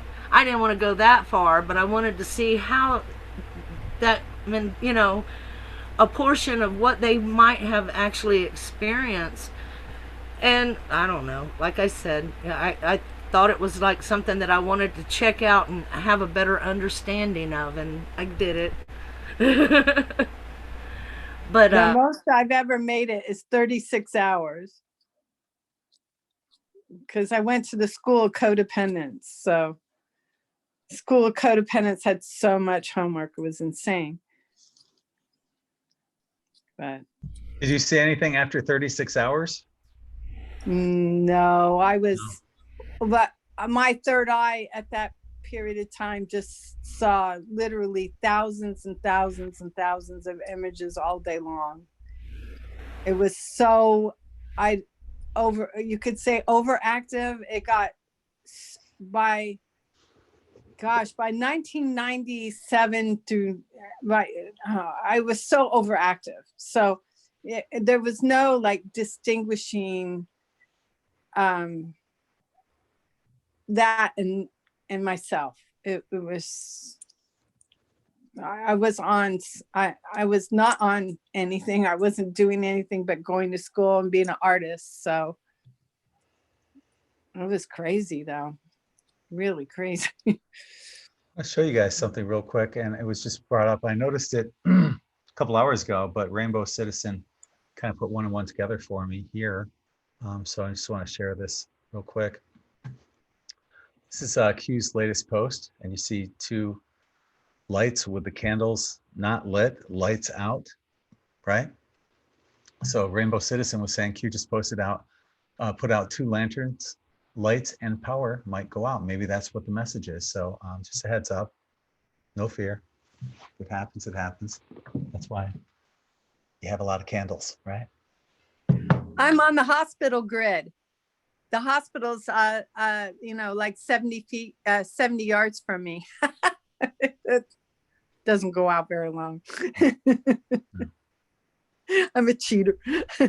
oh man, I don't have a single candle in the house. What? Sucks.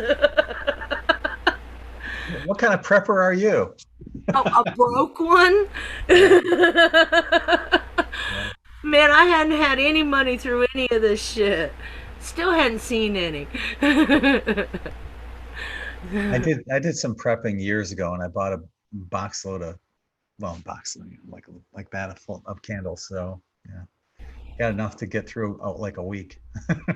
Yeah, we had to go through the hurricanes not long ago, and our supplies got used up with them. Greg, have they melted into themselves yet? Because you live in Florida. No. I actually keep them in a cool spot. I have a bunch of organic seeds as well. Yeah. I saw that post earlier. I was wondering if it had anything to do with Paul Revere. One if by land, two if by sea. That's interesting. I don't know. Yeah. I'm in Massachusetts, so remember all that stuff. How old are you? No, I'm just kidding. Right? Which I life? remember that. I was there when he rode through town. Right. Yeah. Yeah, Patton said that, right? General Patton. I It don't was know. on some battlefield. It's in one of those movies that can't remember it. It's an old movie. Yeah, I'm not good on just Earth history, galactic history a little bit better, but Earth history, no. American history, no. Yeah. So we have Taurus rising back with us again. Hey guys. How are you? See, it's not that hard to come on here, right? No, not at all. But You're a I'll tell seasoned you, veteran now. my ears have been doing it again today, and it was actually scarier today because I started feeling like aggressive feelings. Like I don't know if it was towards them because it was getting so bad, but besides having my ball, I got up and I started dancing. I put on some guru music. It just happened to be there at the moment, and I just danced. I moved like the weirdest weirdo I've ever known, but it felt amazing, and it literally took the noise away right away. So I was really grateful for that.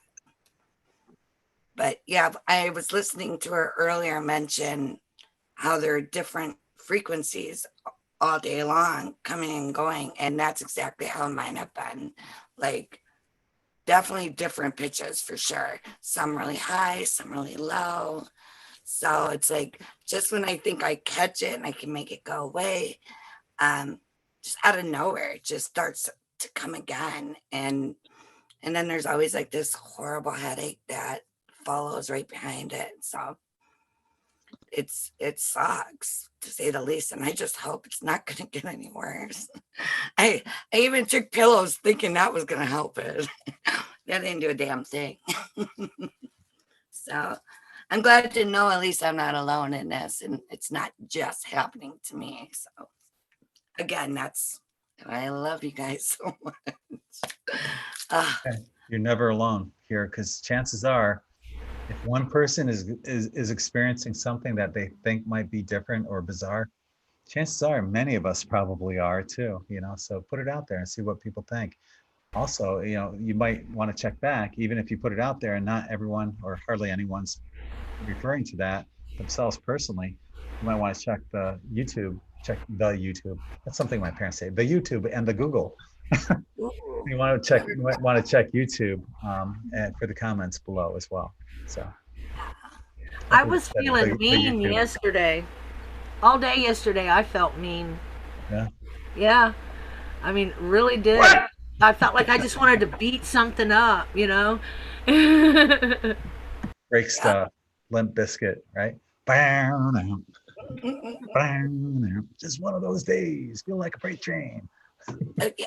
But what's so weird about it is I'm never like that ever. Like I was in a relationship 13 years. I got in one argument in 13 years because I don't like to argue. It's all about peace and love and happiness for me. Yeah. So like I've never ever in my life felt these aggressive feelings before. It was almost like a rage. And it was like I was sitting there going, oh my gosh, I felt this energy come over me to the point where I knew I had to release the energy in order for that to help somehow. But it was like anger, and I didn't even know where it was coming from because I'm not angry about anything. Actually, on the head, especially since finding you guys yesterday. Yesterday was probably the highest point in my entire life. I've never been as happy as I was until I found you guys last night. And so I'm sitting there going, wow, for the first time in my life, I know what happiness feels like. I've never felt this before. And I'm 44 years old. And I'm like, amazing. And then this morning to feel that feeling, I was just like, what a freaking rush. And made me even realize even more. I felt so sorry for angry people everywhere. I'm thinking, holy shit, it hurts to be angry. And then it made me realize hurt people hurt. And now I help them so much more. But yeah, I don't know where it's coming from, but the woman that was speaking earlier about it was making so much sense to me about it. And I did a little research on it, and I've had my phone off also, and I turned it back on because I had to check my messages from my daughter, and again it started after that. So I don't know. So that's Taurus? good that it's good that you're in touch with, you know, how you are normally and picking up on the differences. A lot of people might not see that, you know. I know exactly what you're going through with the, you know, I'm probably the most easiest going person. It takes a lot to piss me off or get me upset. Yeah. I only yelled at my daughter once, and that's because my ex-wife made me. Otherwise, I wouldn't have yelled at her at all. All I had to do is raise my voice and she would start crying. That's how it was with my kid. I just got to give her the look because I had to yell at her once when she was little and scared her life, I guess. I don't know. And ever since I never had to. And I do get angry. Don't get me wrong, but I know I handle it properly, I suppose. Try to store it in the correct place. So, yeah. Taurus? Yes. You're doing the dancing is awesome. And Beans, this is so hard on you. I would measure your water to make sure you drink enough water throughout the day. Start out measuring it first thing in the morning to ensure that you drink enough water. And then magnetite and hematite. Like I went out to the desert and found these rocks that most people would just pass over in a hot second. And they're magnetite and hematite from lava plumes. Oh. And man, that's like instant grounding for me. My husband too, because he is clairaudient. And because he's clairaudient, he knows and hears the tones better than me by a lot. And he was a musician when he was young. He was in marching band and stuff like that. So he's very clairaudient. And so what I have found that, and I'm getting energy from you that and tell me if I'm way off, that the grounding, see what happens, it comes in your head, right? The frequency comes in and it'll come and you'll hear it in your ears and it'll resonate and it starts vibrating, right? Yeah. Well, if it isn't, so with intention, you can start always having intention that the energy moves down to ground. So using intention to always have this energy as it's coming in to move through your system, because it's going to move through your system no matter what, to move to ground. But it helps you a lot to have a grounding. So if it's too you know, the weather's bad outside or you can't go out for whatever reason, it's good to have like heavy duty grounding stones, you know, and hold them, touch them. Like this is a magnetite.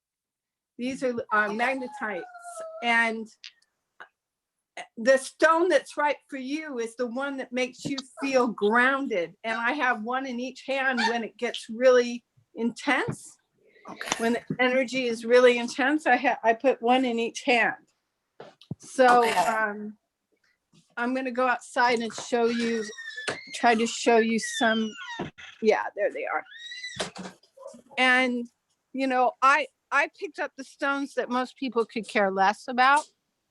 Okay. And really care less about, you know. I picked up these heavy magnetite, hematite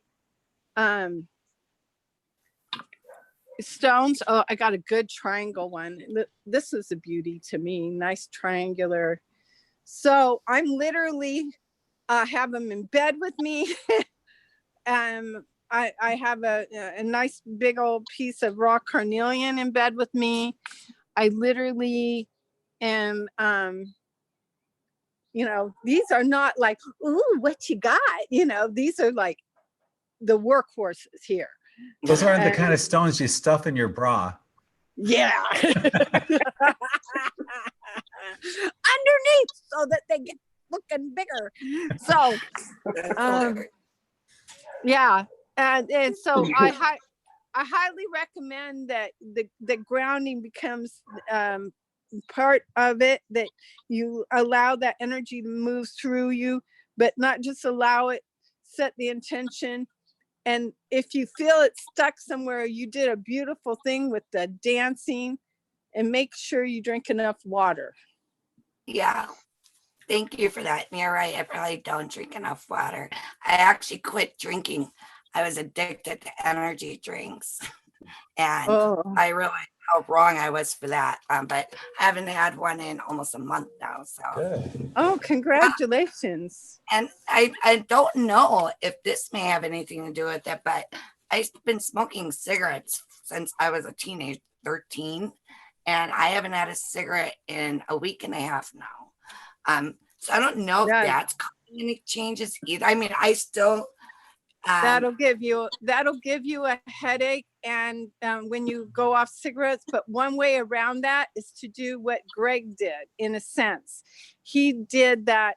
His last video, he'll tell you what it is, but his last on the DNA is he did self-hypnotherapy by using his own voice to hypnotize. It's a form of self-hypnotherapy. It's also the best hypnotherapy you can do is using your own voice. So you can make a recording for yourself, a loving recording for yourself that my body doesn't need this anymore. Loop it. And loop it and make yourself a beautiful, loving recording, loop it and play it. You can play it low in the background throughout your day. Fall asleep to it at night. Yeah. But the thing is, though, Taurus, you know what you're doing. That Todd Medina and I were talking about this at our beach meetup. That now more than ever, it's so important for people to overcome their addictions. And I've been mentioning this on Spirit Chat. But you haven't really been coming here a lot on Spirit Chat until lately, and you're doing exactly what we were talking about several months ago. So congratulations. It's time to purify the vessel as much as we can. Just trying and making the attempt is, better than not doing anything at all. Yeah. And it's going to make it so much easier on you in the long run, and you can, and because these energies are such a high frequency, with your intention, you can move through this very quickly. Sure. Thank you. Yeah. Real quick, I just have one quick question I've been dying to ask and I keep forgetting. So I was on pain pills, morphine, heavy dose of morphine and Percocets for 12 years. I became disabled giving birth to my daughter, and about 4 years ago, they installed a bunch of metal in my spine. And what turns out, I was born with a spine disease called spondylolisthesis. And I wasn't told, I kind of heard it over a video or something that could actually block me when I'm meditating down to my root chakra. Is that true? Does that have any meaning? Do you know? I'm not feeling that. I'm not feeling that. No, if Gregg and I aren't feeling that, no, it's not true. Because Gregg operates the same way I do intuitively. Yeah. No. Okay. What I get is you may want to investigate and look up food grade diatomaceous earth, and look up also a charcoal regime for a little while, but you got to make sure you drink lots of water to clean your body. And the food grade diatomaceous earth, which you should not inhale, but it will clean your body, it will clean your system, it will support your bones. The silica goes into the bones and helps the crystalline bones structure to grow and get stronger. So and it works. Awesome. Thank you so much for that. I'll take whatever information I can get. I can suggest another person, John Rose. I don't know if you have a juicer. He's got a 21-day juice fast. That's what you eat. You don't eat anything. You just drink the juice, and it's going to flush your body out of any chemicals, especially the nicotine that's in your body and everything. Okay. Yeah, that would be He's good. on YouTube. That'd be awesome. He has playlists on there that. What's his name again? John Rose. John Out of Houston. Sweet. That was Rose or Rosa? I think it's Rose, John Rose. Okay. Yeah. He's in his late 60s. He's always got his shirt off with a white set of hair. Awesome. You'll know him right away. Is he a fruitarian? He's a raw vegan. Okay. Yeah. Cool. Thanks. I did it for 14 days. I couldn't make it through that 21 days. He has a whole regiment of like, he calculates your weight and your to make sure you get enough calorie intake, because that's all you're not eating any food. I was drinking 32 ounces of juice 3 times a day. I probably needed more. So after 14 days, did you break down and have like a burger or a piece of pizza or something? What'd you have? I had a piece of pizza, and I wasn't supposed to do that. He actually recommends, I think, if it's a date or a fig, and you're supposed to have one. And I'm not going to tell you what happens if you do Oh, it. we could all imagine. Yeah. It's not fun. Yep. Out it goes. Yep. But it's amazing. I was not eating any food. I was just drinking fluid, and I was still going to the bathroom. Yeah. You know, after the whole time. Wow. No food. Clearing out All parasites the and dead everything. cells, everything Yeah. just coming right out of you. Yeah. It's amazing. Yeah. So I've wanted to do it again. I broke the juicer, so waiting to get a new juicer, and then eventually I'll do it. Yeah. Cool. It's a long process, you know, prepping all that juice and everything, but it's well worth it. So I have Allie here. Hi, Allie. Hi. Brandy was asking earlier about what you got going on tomorrow, and I'll just go back to that page real quick right here. Sunday the 19th. You might want to explain it better than what I can. Tomorrow. Yeah, I've been messaging Brandy actually. I found her messages, so I don't know when she did, but tomorrow night we're going to do, because nobody can get to a spiritualist church or come to mediumship nights, we're going to do one on Zoom. So we've got a lovely medium called Jill Page, and she's really good. So she's basically good. We're going to have a limited amount of people in there so that people can see the medium can see them on one page. So they're just going to go, I'm going to interview her first, just to talk about her life and what she's been up to and how she got where she is. And then afterwards, she's going to give messages to the audience, basically, from Spirit World. Yeah. I just updated that right there. Thank you. Thank you. Yeah. Greg, I couldn't find a PayPal link or anything to pay. I was just about to ask the same thing, because she just told me, she just gave me something to click on, and when I click on it, it takes me to my email. It takes me to my Gmail, and I'm like, okay, what do I do now? Yeah, Allie, if you can give them your PayPal. Yep, address. it's just PayPal. It's guidingangels@btinternet.com. That's GUIDING.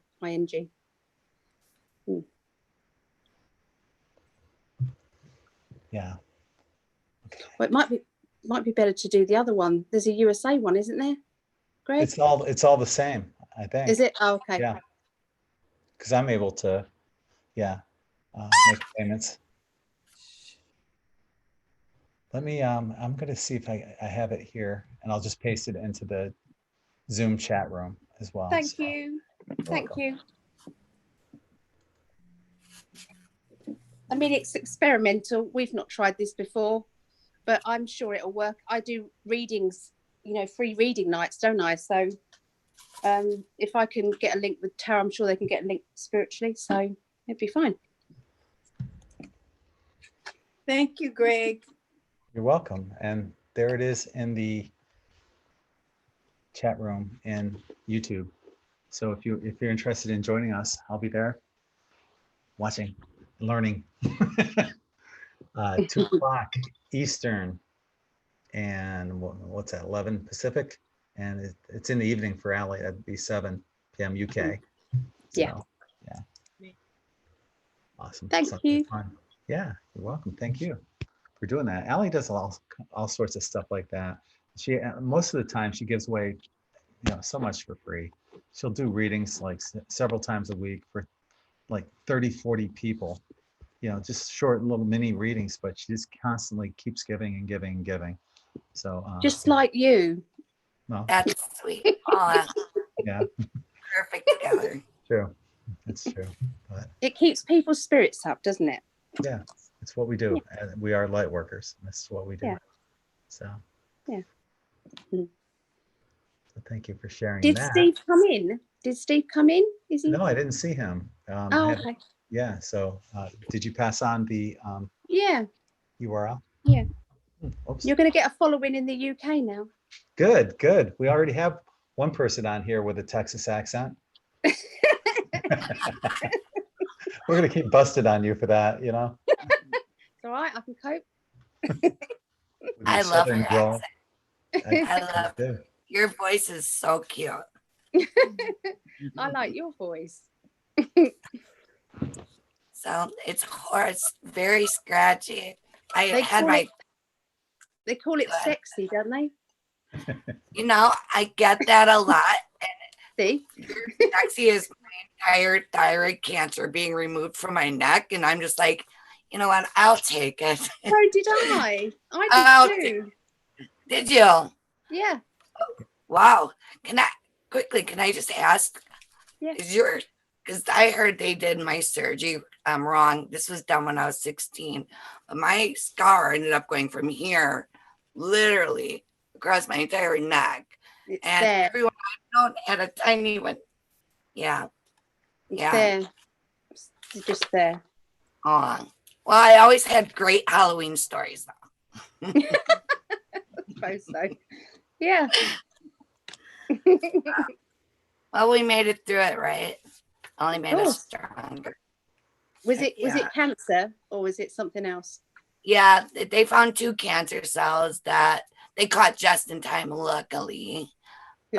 But it was kind of neat. Actually, I was 16 and I was in the hospital for 3 months straight. I wasn't allowed to go outside to breathe air or anything, and it was horrible. But at the same time, I could sing. Well, I couldn't after the surgery. But the one thing I was doing at the time was I was singing at festivals and all kinds of different conventions. Wow. But I got to sing for a lot of kids in the hospital, and I knew then as a teenager that the smiles on their faces was just priceless. And I think at that age, even though I ended up making not all the best decisions growing up, I knew that that's where I had compassion in my heart. And so, yeah. So again, there's always something positive to a negative. Definitely. Definitely. Yeah. The thing about cancer too, Allie and I were talking about this yesterday. I had a stage 3 cancer. She had the same cancer that you had as well. That the cancer wasn't painful. I had glands removed from under my arms and down to my groin as well, from where it had spread. That wasn't painful. Sciatica is painful. Cancer, no, not painful. Heart attack wasn't painful. Sciatica, though, you live with that stuff. Like there's things that people have that they just live with every day that's much more worse pain wise than some of the things that you would think would be painful. Right. Absolutely. And the pain on my legs was just, I used to sit there at night and just beat on my legs, like just go away. But you're right. I mean, I was on my deathbed. I even, because of the surgery, ended up, the hospital screwed up with neglection, and I ended up getting sepsis in my blood, and I was dying, saying goodbye to my family, the whole 9 yards. And even that didn't hurt as bad as sciatica. So yes, you're absolutely right. It's pretty crazy, the difference in ranges of life, death, and pain. I never thought about it like that, actually. Yeah. Okay, I'm going to interrupt because I have designed a sciatica pillow, but most people don't want to deal with it. But if you message me, I will draw out the design. You can message me, Karen Ward, Karin Ward, WARD, and you can have an upholsterer in your area make it for you. and or we can chat and I can explain it to you or whatever. Just message me, because I had sciatica. I did physical therapy. I talked to my therapist. I designed the pillow, and I had it made and never had an instance again. Wow. Okay, yeah, that's awesome. I'll Okay. definitely contact you on that. Christina in Yeah. YouTube chat. I'm gonna go bye-bye. Christina in the YouTube chat is saying that she, well, first of all, she got her her t-shirt. Good for you, yay! But she said she's 33, master number, and already have shooting sciatica is extremely painful. So, you know, write that down. Make sure you play this back, and I hope you've written down Karen's email address. Contact her, and you know, we'll see how that goes. I'm sorry, I'm Messenger. You can just message me on Facebook or Messenger, and I'll do whatever I can to explain it to you and help you, because there's no reason for the pain. Okay, thank you. I appreciate that. You're welcome. Yeah, I know with the cancer, having the cancer, I remember my daughter was young, and what I planned on doing, because it was stage 3, usually stage 3 is terminal. So what I planned on doing was going out and buying cards for like her next 20 Christmases or next 20 Easters, for when she gets married and engaged, and writing a card, having back then myself taped or videoed, reading the cards, and have my ex-wife give them to her. But my ex-wife said, no, that would be too traumatic for her. So I never did it. But after I got to the point of where I beat the cancer, and she turned 18 or was past 18, I told her, I said, you know, this is what I planned on doing for you.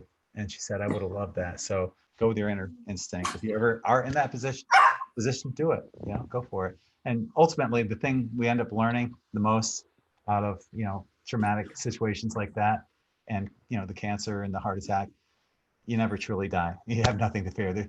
Most people that are in this kind of position, we don't fear death at all. There's nothing to fear whatsoever. So yeah, I agree.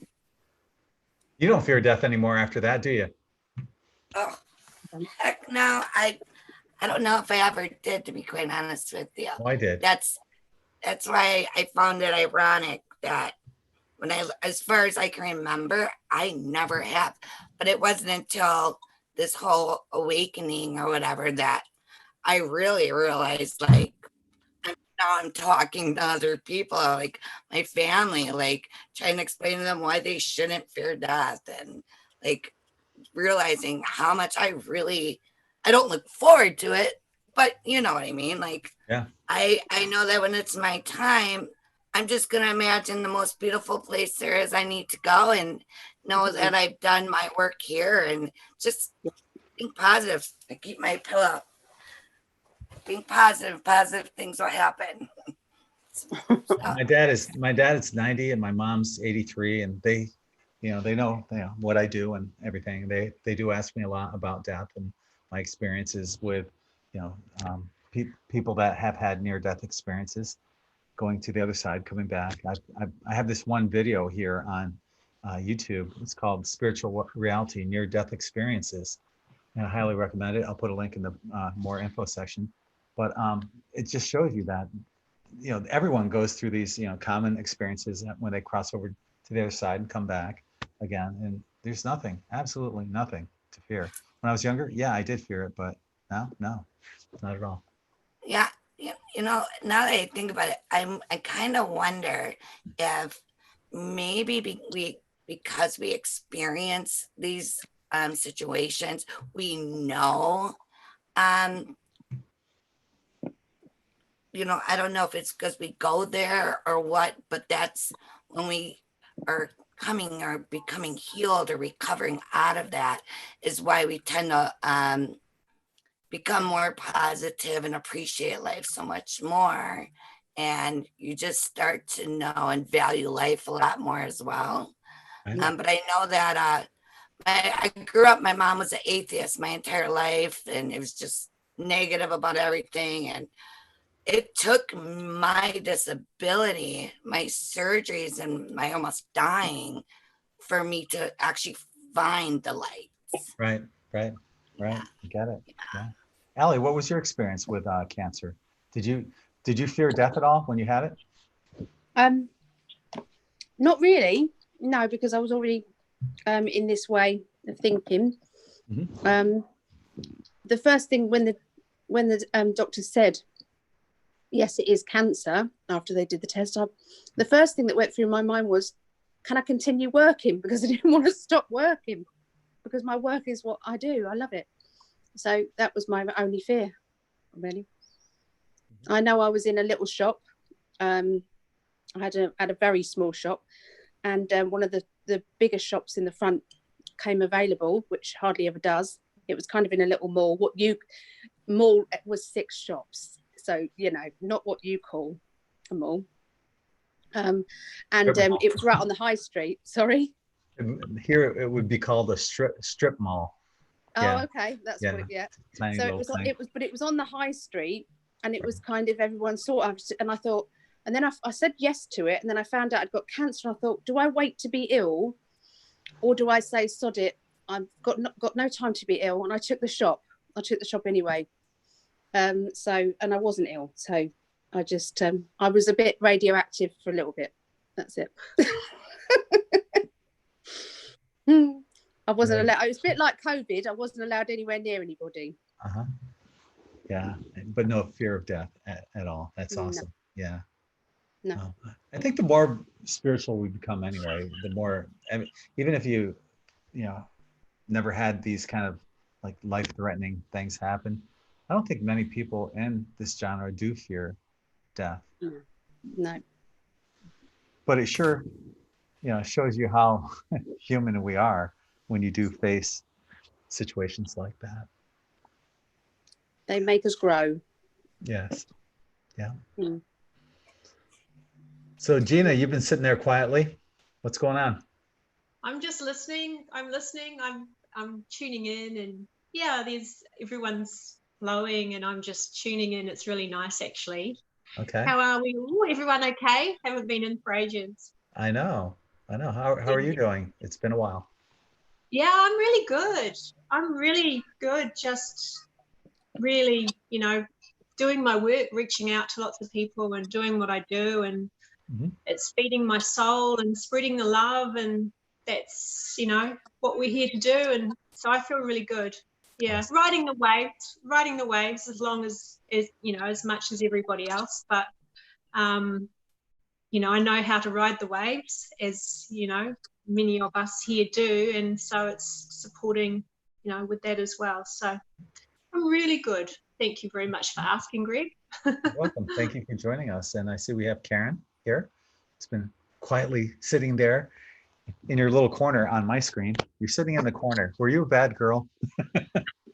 I haven't been. I'm so excited. Like, what can I say? We've got things materializing in this vortex here, in and out. I don't know. Yeah.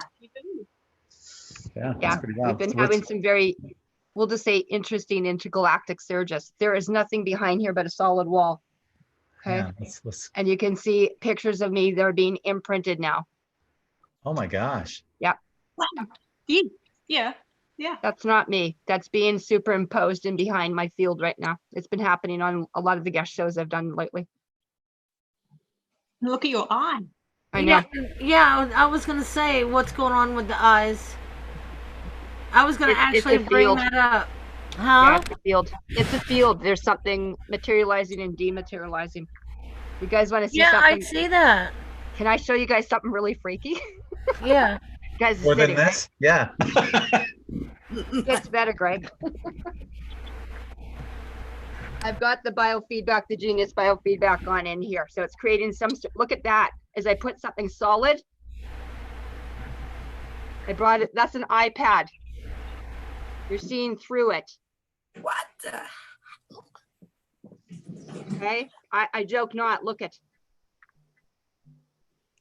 What the hell is going on there? I know, that's what you get for being a clown mother, right? Here's the mirror. Okay. Look what happens when I put it to the back side. Holy.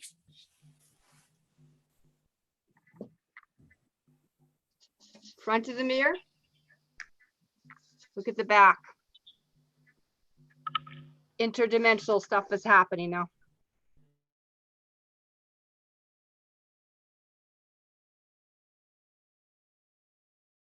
break it.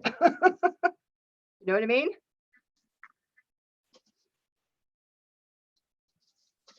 So there's something very galactically pretty cool interdimensionally. And look at, that's the back side of the mirror. You can actually see right through. What do you think is going on? What was my thought? I was doing a client with the biofeedback from Genius the other day, which I do, right? Quantum medicine, right? And I was talking with Commander Chief Patty Broussard, where we did Project Ascension and all those things, right? She was responsible for the looking glass technology. This is what this is. This is the whole Trump QAnon stuff, right? And she said it's emerging of the timelines coming back in, that they're trying to show people in frequency dimensions behind me or with me. So anyone that walks into this field right now is literally being re-energized. It feels like electrified out here. So when I did my Genius and I did the, I said, I can't even show you an iPad almost. Do you know what I mean? It's like particulating behind it. You know, my Genius aura now has gone all hot pink. So that's obviously, it's got something to do with it now. Because it's like I said, the aura is kind of off the charts now. It's like really hot pink now, pink. So that's my add to. So if anyone wants that, geniusbiofeedback.com, we're teaching. But yeah, yeah, this Tesla field or whatever we're creating, the vortex here is having spontaneous healing. So as a nurse, I think it's quite exciting. But that's my new thing. So I developed a COVID corona and a COVID-17 also remedy, like a biofeedback zapper off of this. So we can test for it appropriately and we can get the field up like that, obviously. And it's just re-energizing, remagnifying the field.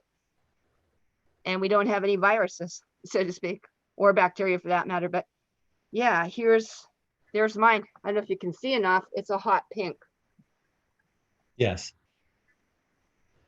Yeah.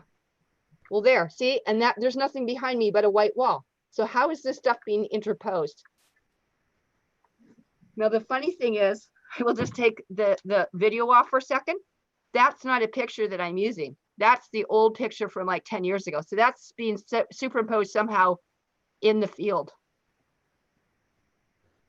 which is kind of wild. So I don't know. There, it's starting up again.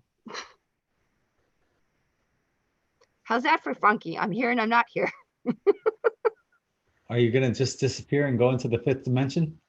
I'm already past it. So as a clan mother, that's white bear Arcturian technology. So yeah. So that's my fun. So, but yes, I've been doing a lot of healing and doing this. I'll be doing a Club 144, doing guest interviews and TV and radio, and then also bringing in, I mean, everyone wants these, you know, bioacoustical zappers. I mean, we all know you can oscillate any virus, right? It's about the toxicity, you know, and I always laugh as a nurse. I'm going, we got to stop the mask thing. You know, you're breathing in your own toxins, you're breathing in chemicals, food dye coloring blue and yellow, and you're reinfecting everything. So, and I know up here in Saskatoon, I want people to be very clear. I was briefed by Commander Broussard and other people, Gene, the decoders and stuff. We are getting sonic booms in Saskatoon. So we've actually had apartment buildings actually shaking. And that's getting to be very common. And I've been briefed as well. These are the direct energy tactical nukes that they're using to shut down the bases for the child trafficking. So we should be celebrating every time we hear a boom, or from the thermal scan. If you're on my Karen McDonald Facebook, take a look at the thermal imaging that they gave me permission to put out. So it's happening and we're pretty excited. So all I can say, it's the time to celebrate right now. It really is, you know. How's that And for an you know, update? Yeah. yeah, it's like we're defragging, right? So Right. yeah. Right. Yeah. Yeah. Yeah, we're having so much fun in Saskatoon, we don't know what to do. As the snow melts, apparently so am I. I don't know. That's cool. I'm sorry. I had to put everyone else on mute just so she could tell her story uninterrupted. You guys are all unmuted again though. So yeah. I just really to try mine. is that the color you just showed by chance, the one, the card she has up? That's me. That's me. No, I'm talking about the color of it. Yeah, it looked like the iPad. So I was telling my mom last week that spirit came to me and told me that because she wasn't believing all these things that were happening to me. Mhm. I said, spirit told me that because you don't believe in me and it takes seeing to believe for you, that now is the time for you to see. And I didn't know what it was saying, what we're coming from. But 2 days later, my mom came by, and as her and I were talking, right as I'm looking at her to the left or right, her left side of her head, there Mhm. was, and I'll tell you, it was like the size of a small house, garage. Yeah. A big gigantic circle of purple smoke, but it was all like a violet, pink, purple. And my mom seen it as well. And it just lingered there Mhm. for at least a good 30 to 60 seconds as we sat there going, what in the world is that? And for me, my mom was, for me, it was like, I knew it, Ma. I told you they were going to show you. And out of nowhere, it just started to float away. And we watched it go as far east as it can go till we didn't see it anymore. But it was the exact same color that you pulled up. And it really freaked me out because, yeah, that it was an unexplainable thing. And I didn't want to share it with no one because it's kind of hard to believe. I get it. But so sorry. I didn't mean to interrupt, but No, I love that. That's a great story. I have exactly the same. That's my aura photo. Can you hear me? That's me. That's beautiful. Yeah. That was about 5 years ago, 4 or 5 years ago. That was a stunning picture. Yeah. Yeah. It's amazing to have those auras that look that beautiful. Yeah, That's I know. yeah. I know. It blew me away. It blew the person away that actually took that as well. And they were like, I've not seen that before. A whole same color of that. Yeah. So, Yeah, you should just, at this point, you should just grow some wings, angel wings and a halo. And just they're sail. already there. They're already there, as yours are, as everyone. As all of us, we've just forgotten that we've all got them. Right. Yeah, that's that 369 energy flow is our angel wings. Beautiful. Wow. We've gone there. So that's cool. But I'm just blown away by that technology. I'm quite blown away. And I'm so excited about the news of the sonic booms and the bombing, and because that's been really on my heart a little bit lately. Well, a lot. So and I've been getting updates. But I'm just really excited to know that, to hear some more good updates. Yeah. It's always good to have positive news, especially in that area where those kids totally deserve what they're going through. So yeah. Stephen, you're new here. Stephen Mitchell. Hi there, Greg. How are you? Welcome. Thank you for Thank joining you. us. Yeah. Glad to come along. All right. Hi, everyone else. Glad you can make it. So, yeah. Oh no. You're coming in from England as well. Yes, I'm in the south of England, just having a nice, relaxing evening. I've been watching you all. It's been really, really interesting tonight to just sit and watch and listen. Yeah, we you have a lot learn of people that something do new that. every day. That's awesome. Thank you for joining us. Just getting used to participating. Yes. Many of us are introverts. And there's a lot of people that are watching on YouTube that still haven't joined us, but have been watching since like day one. So yeah, well, I've been watching on YouTube for quite the last few days, and I've really enjoyed it. Good. Interesting stuff. So you learn something new every day, don't you? If you don't learn something new every day, you're not doing something right. Right? I would agree. Right now I'm learning from Karen about this interdimensional stuff that's going on in her background. It's quite fascinating. It's amazing. Oh, that was just brilliant. Exciting. Anyway, I'll let you get on for a moment while I have a bit of a refresher. All right. So what more do you have to add there, Karen? Oh my gosh, where do you want to start? I don't know. Where do you want to go? I've had some really exciting news too, also by some of the different peoples in the forces and stuff. Patty Broussard, like I said, she's Gaia Shaman. If people want to, she's coming back onto Facebook.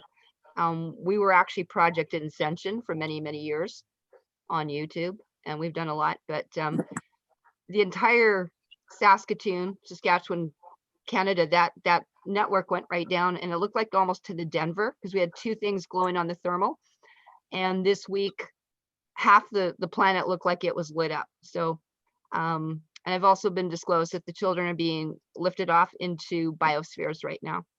So the majority of them are going there because we do not have the capabilities of dealing with it here. There are very few of us that can. So this is why I was using that Genus Biofeedback to just, use a scanner, because I can do them from a distance, anyone remote, or hook them up live. But yeah, this is where they're going to use this kind of technology up there, because it's kind of like the hollow tech beds and all that. So regen beds. So yeah, I've got nothing but happy news. Like every time I hear a pop crackle, So I think everything's getting ramped up for this, right? We were prepared for this, What's and going on with all really the exciting, huh? What's going on with all the UFOs that are above our planet right now? In conjunction, we had Patty Broussard open up the thermal. She also opened up the Soho and Lascaux, again, the non-public one, right? This is the one that we can look at directly, that she set up when she set up NASA. And we can see several cigar type ones. They're the Palladian ones. They look like submarines, and several Octarian ships. So we have several on the West Coast right now, and a couple on the East. And again, part of it's not just for child and protection, whatever. And we got some Lyrian ships as well. Is that because of the instability of the planet right now, we've got 2 north and 2 south poles, creating that pole shift. They're also providing some sort of a stabilization at this point. And I'm now know this is why there's lots over the UK, especially Scotland and England right now, which is why they dispatched 30-some thousand troops, extra troops there right now. So most of this is underground, deep base recovery, retrieval of the missing women and children. And again, with the hybridization, the torturization, what they've been doing to these children and women is, indictable, really, for, acts of war, treason, high treason. So I'm very happy that we're starting seeing the ball rolling. I've been involved in this because my children were involved in this like 20 years ago. So it's just the fruit's starting to come alive now. That's interesting that what you mentioned about the cigar-shaped Pleiadian ships, because I've got these night vision goggles. Yeah. And about 3 years ago, I locked into the largest UFO ship I've ever seen with my night vision goggles. It was coming off the Gulf of Mexico, heading inland. And as soon as I locked in on them, it disappeared. But I saw it long enough to see it, to see what I saw. It was huge. It was freaking huge. Biggest ship I've ever seen, by far the largest ship I've ever seen. These are, oh man, every time I want to show it to you, they're phasing it out, I can tell. Okay, back into here, this is kind of like our version of the Soho, but we actually have got galactic battleships up here, star systems. I don't know if they're going to let me get, oh, yeah, I bring it up to the camera and they just take it right out. You can kind of see this white glow thing here, but these are at Project Ascension. I get close within the camera, just the fields coming off of us. And what it can show is these were 300 of the biospheres, 397 of them. There's 300 left. So about a quarter of the biospheres that came for rescue are now gone. And then these are all the satellites Patty was operating and the ones that were in the dark green. So we had a fairly decent take as to what was happening right now on the planet, coming in and off. So that I can tell you, these are kind of the ships that we have up there. So we have everything from that to aftermath. So like I said, those are some of the bases. And Gene the Decoder was briefed by Patty Broussard. And I think he's at McAllister TV. There's a Blessed to Teach was a little bit on the Bible thinking, but McAllister TV, they have some of them there. Like this is the kind of stuff I have over Saskatoon on occasion. They're hidden in roll clouds and stuff. So, you know, TR3Vs, I'm kind of used to that after all these years. So, but yeah, you might want to take a look at that. I saw that cigar UFO last summer. Mm-hmm. And when that happened, maybe you know, I had videoed it on my phone, and when I watched the video and like zoomed in on different spots on it, up away from that, there was these huge balls of light that were like exploding, just balls of light. Mm-hmm. And do you know what that would have been? A lot of them, we see they'll have carriers and stuff with them. They've got plasma discharges too. So quite often when I got to see, I mean, I'm very privileged and honored. I'm one of the few people outside of the, you know, military with that kind of clearance to see this kind of stuff. But we could actually see from the secret extra 7 international space stations, you would see a lot of these ships come by with a plasma field as well. So it could look orb-like. They can also have like carrier, like scout, like escorts as well. My friend Gina Colvin Hill has got a lot on YouTube or on Facebook that she puts a lot of stuff out. Like in Salem, Indiana, she's kind of got like this, I call it, it's like almost like a portal there. And I've been picking up a lot of stuff all over right now. So, and I got, you know, with 4 Facebooks, I got enough stuff, just like Greg, you got huge amounts of intel coming in too. Everyone's starting to see them. Like Saskatoon, we've had quite a bit too. Like I've seen the huge battleships as well here. They're very common over the Cree reserves here. So a lot of the Indian reserves are high traffic areas for abduction and for my lab. So I spend a lot of time assisting them with addiction and trauma recovery, post-traumatic stress, that kind of thing too. There's a comment here in the Zoom chat, group chat from, we'll just say somebody. I'm not going to reveal her name because she doesn't want to come on. But she said she's a province away in Alberta. Mm-hmm. And she's not heard any booms there, but she's getting much intel about the children. She's in communication with the GBBG private detective for the children. So yeah, there's I can address that. Thanks, Linda. Yeah. I was just in Calgary meeting with David Avocado Wolf. So I was in Calgary at the Light Cellar. So there's a lot of people around there. I deal with a lot of people all over. And not far. In fact, I went through when the checkpoint stops with my own sovereign plates, by the way, on the way back to Saskatoon. How did that work out? Perfect. You know, I take the RCMP and have them take a look at my plates and make sure the colors are nice enough for them to see. But no, I am, as a clan mother, I have my own plates, right? I don't have, you know, Saskatchewan or Canadian plates. In Alberta, yes, you are having them because I'm getting reports all the time. I just got a couple actually from Kelowna, and I have a couple more from the Calgary. They were just seeing them. So along the Stony Ring Road, a lot of your ring roads are actually the access points to the deep underground military bases. They're covered for mini synchrotron CERNs or LHCs. And the only positive thing I've really heard, which is great, is in Banff, my essential oil guy, Tony at Nevessence Oils, was saying, it's great, it's quiet, and all the animals have come back into Banff. We're being overrun by the animals here, the wildlife. So really great things are happening. But Alberta, next to that, British Columbia, we've had lots in Manitoba as well. And I know they're doing some in the underground. You got to remember a lot of this is under the water. So we have many in the oceans and also under the Great Lakes. So I've been here, I've heard them here in Iowa, the sonic booms. For sure. And ever since I have lived where I live, which has been 10 years now, I've always said it sounds like there's underground explosions. Mm-hmm. And I've never figured out what it was. Yeah, they use tactical nukes. Here it was actually it was kind of funny because my friend Kim dropped me off at, I don't know, about 11 o'clock on Sunday, almost a week ago.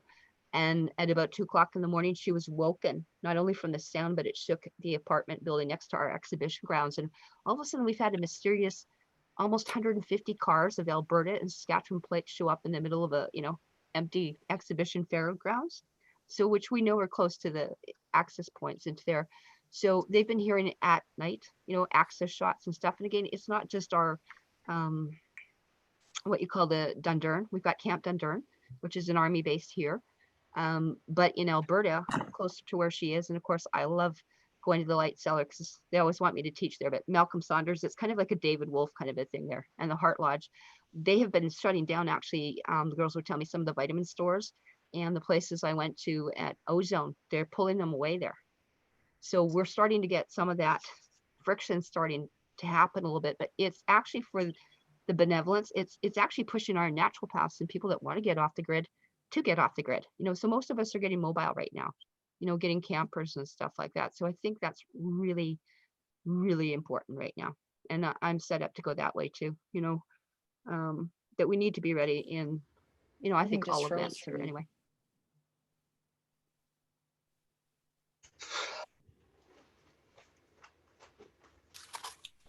I wish I could.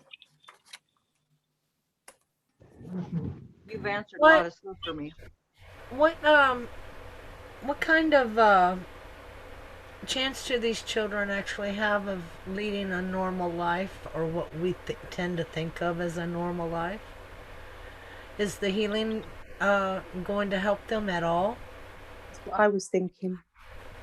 Not in the way that you think. Like when I do trauma counseling or, you know, sexual abuse, ritual abuse counseling, this is not just a child that's been molested. Many of them have been, like they do here for what they call military lab experiments. I'm not sure if you're aware of the totality of the grossness of it, that Patty Broussard's really put a lot of those pictures out. And I'm talking like for the last 5, 6, 8 years, in Project Ascension and other things she's done. But when they've mixed our genes, let's say, because I'm RH positive, I'm AB positive, and she's RZ positive back before the Mayans as well.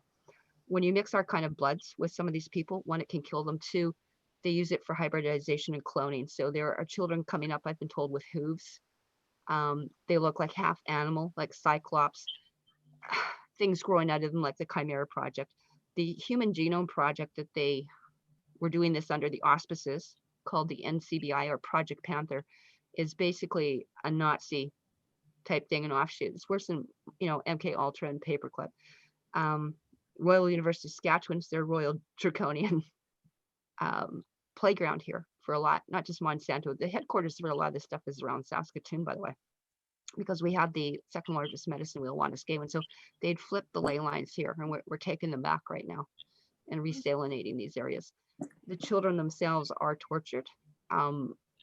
My contacts that have contacted me from the tent city, and I have contacts also on the Mercy and other areas, and I have contacts with people, if you're aware of the CIA headquarters Langley, they do like Area 51 like Nightmare. So it's a total genetic abortion on what they've done to the children. So they're not just tasered and raped, they're actually genetically modified. So they've been injecting foreign DNA into these children, so they're so malformed you couldn't have a semblance of a normal life.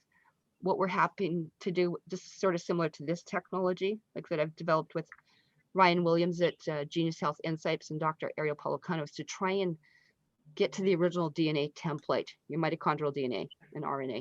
And so we're hoping to chelate out or remagnetize. This is what we're doing here with that. I've been doing, let's say, with Patty Broussard, regrowing after a hysterectomy at birth, her ovaries again. So it's kind of like stem cell regeneration. You could never be like that. My children were part of what they call the Martinsville thing, similar to here, with child abduction that they did. And, you know, putting the children in or putting clones back in their place, trying to abduct them. And the children will never be the same. You know, you can help to get them on, but we don't have the capabilities here. It's not just a matter of ventilation. And I'm a former neonatal intensive care nurse. You know, they're not equipped for this kind of stuff. They're not even equipped for natural stuff, let alone what normal is. So even put the children into these kind of situations. That's why most of the military, a lot of my friends that are military nurses and people that have volunteered to go into these places to help them. And that's what the 397 biospheres were brought in for. Because if they're taken to Avalon or taken to different star systems of the primary origin of what they came from, star seeds, they've got a much better shot at cleaning them up than we do. You know, and it's like Randy Kramer, right? You know, they can be in wars up on Mars or whatever for 17 years and blow off an arm and have it regrow in three hours, you know. It's like any of us. I mean, if anyone's been raped or tortured or anything, or even just, you know, we know what even just verbal abuse and mental abuse is. You never really recover off that, you know. It's a stick, but to try and get rid of the discharge is the thing. So that's why I specialize in a lot of these, what you call yoni steams or vaginal steams for men and women, which by far has been the most effective thing I've found against Corona and COVID, by the way, is to do the herbal steams. And, you know, getting that into the root chakra and almost regenerating that, because you're on a bit of a lockdown that way, and with the 5G stuff. So, you know, all we can do is hope for the best, and keep moving forward from this point, and hope that the indictments all stick, you know, for the people that need to be held accountable for this, and that we don't see it again. Because it's a violating of act of wars and act of treason. It's a violation of all the proclamations of those of us that are clan mothers and tribe mothers that represent these territories on the planet. We've heard about these med beds. You know, Mhm. they've been talking about med beds. I don't know. I listened to Sam Muggsy and Ken Dunn. Ken Dunn said The he's Palladian talking sector. about them. Yeah, I think he's full of hot air and BS myself. But Yeah, there's two of us. yeah, Sam, on the other hand, I think Sam's really cool. Kent, nah. But you know, there's talk about med beds, and you know, is that reality, and if so, is that something that could help heal those children? I think that's a great question. I haven't been in them myself, but I do know of the people involved in the making of them. And one is actually people like Randy Kramer, which is Captain K, Earth Defense Citizen in there. So he's a friend of mine as well.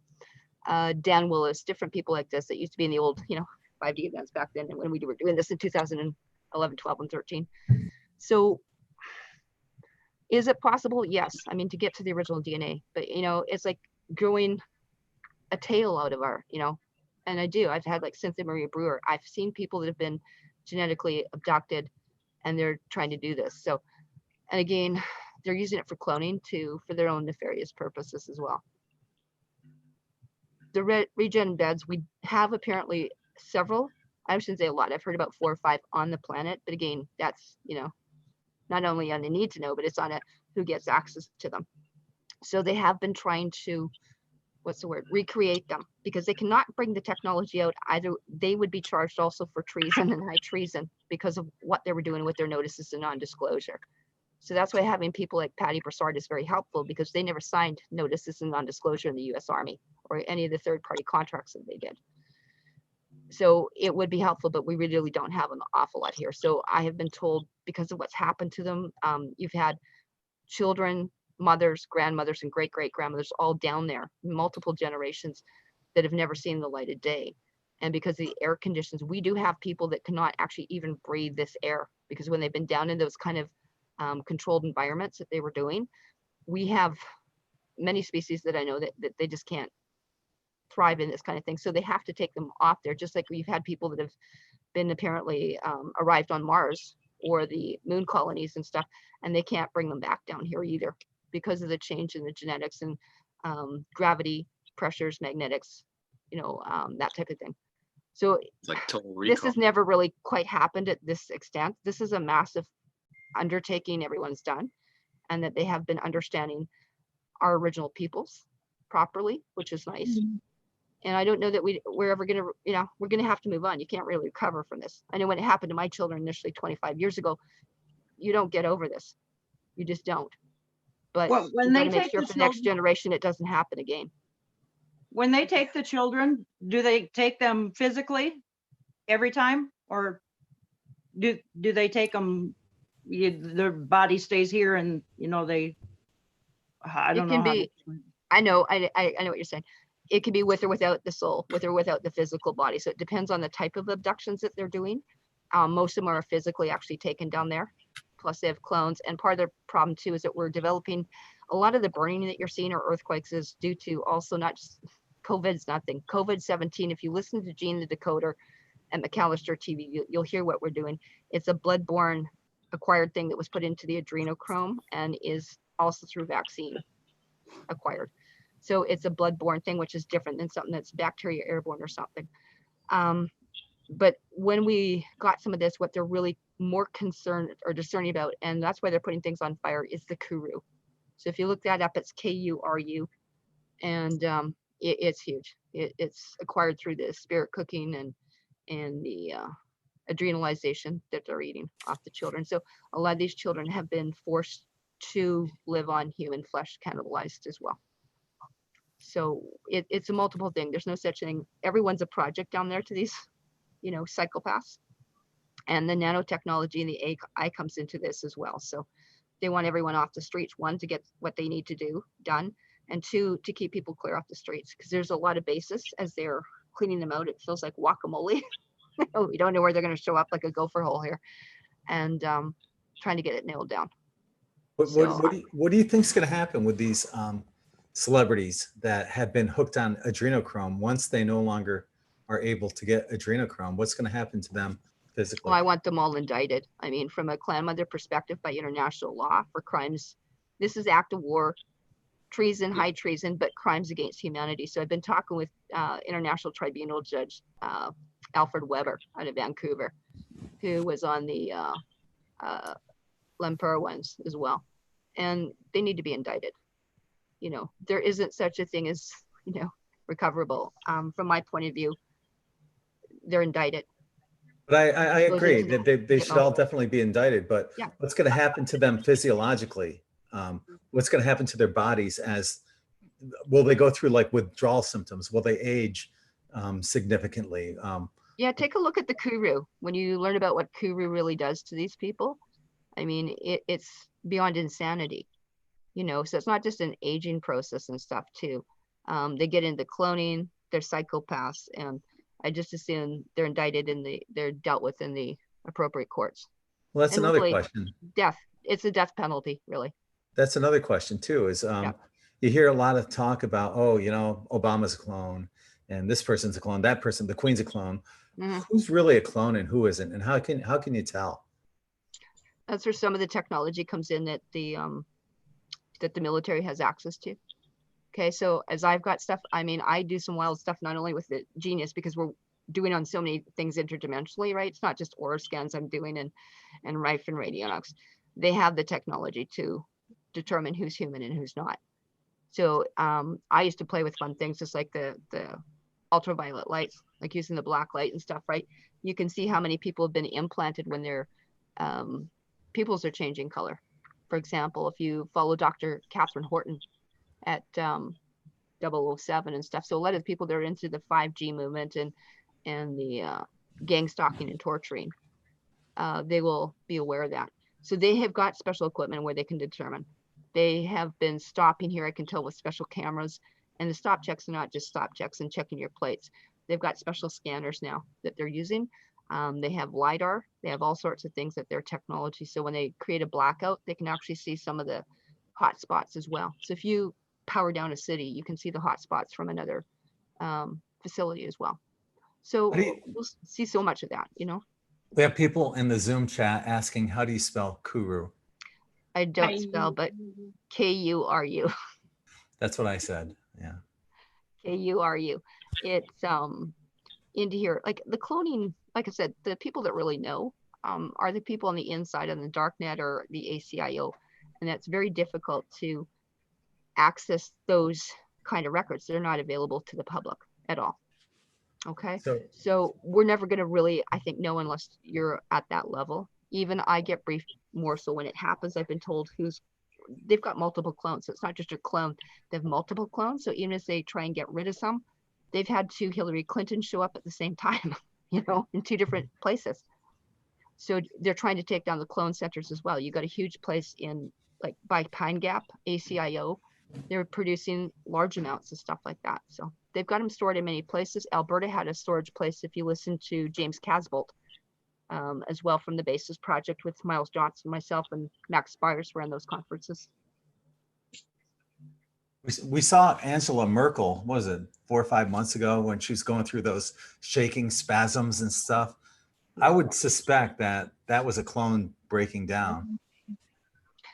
Either or. You can see the effect of Kuru is almost like if you've ever seen Listeria hit an animal with the breakdown in the central nervous system. It operates on a bacterial spirochete, basically spirals into the brain. So you see almost like MS or Parkinson-like symptoms as well. Okay. However, the same thing with a clone. A clone, there are certain things they recoded or refrequencied, whatever you want to say, the White House. So certain clones were not able to get through the security scanners because it would short them out, so to speak. Again, it's all being done on biometrics as well. So hard to say. I mean, we can only deal with, this is all hearsay, and I've had some stuff in front of me that I've dealt with. I've dealt with some clones or cyborgs myself and ETs, just like you speak, just like we're speaking now. I've spoken to a lot of people that are part of these projects as well. So. All right. So just before we move on, thank you to Diana. She put a definition of Kuru in the Zoom chat. It's a very rare disease. It's caused by an infectious protein, prion, P-R-I-O-N, yeah. found in contaminated human brain tissue. Kuru is found among people from New Guinea who practice a form of cannibalism in which they ate the brains of dead people as part of a funeral ritual. So, yeah, thanks, Diana. Yeah, that's what they were saying with Hillary Clinton and stuff, and some of the stuff that got out on the net. Again, as they were taking, you know, the children's faces right off and stuff, I've seen it adrenalizes the third eye. So just like, you know, they're not any different. These aren't humans. You know, you can't rationalize something that's artificial intelligence. And like I said, it's like spirit cooking or cannibalism, call it whatever you want, canites. You know, that's why we are advising people to go vegetarian, vegan right now as well in your intake, because they cannot distinguish if they're eating a cow or they're eating you. You're at the same frequency of that animal the minute you start to hybridization and eating chicken and fish and animals, pork and stuff like that. So from even that point of view, to keep your frequency up, you have to stay with living material and high frequency at that. They're harvesting anything under about 300 hertz, which means anything below your heart chakra, basically. So I can tell by the curling photography where people are at, or where the blocks are, and where to open up the meridians. Just even from the inflammation of the diet alone can affect you right now for being harvested as well. Are they here watching us? Because I've seen what I thought were drones over my house numerous times. Yeah. I've been watched. Yeah, we all are. Everyone's chipped multiple. You can't be on this planet and not be chipped. Many of us have multiple things. I'm hearing the frequencies as well with mine. And like I said, even this stuff too, like now it's gone back to normal. But I mean, I've been phasing in and out and almost like dematerializing anyone that comes in my field when it's, you know, they're changing us as well. Plus you're getting the Schulman wave, plus you're getting the corneal mass ejections. There's so much going on, you know, the Cascadia, everything. So it's where to be in a safe time at a safe place, you know, and things are in order, you know, it'll have a way of, it's a time to be excited because, you know what, as far as we're all just house cleaning now. Yeah.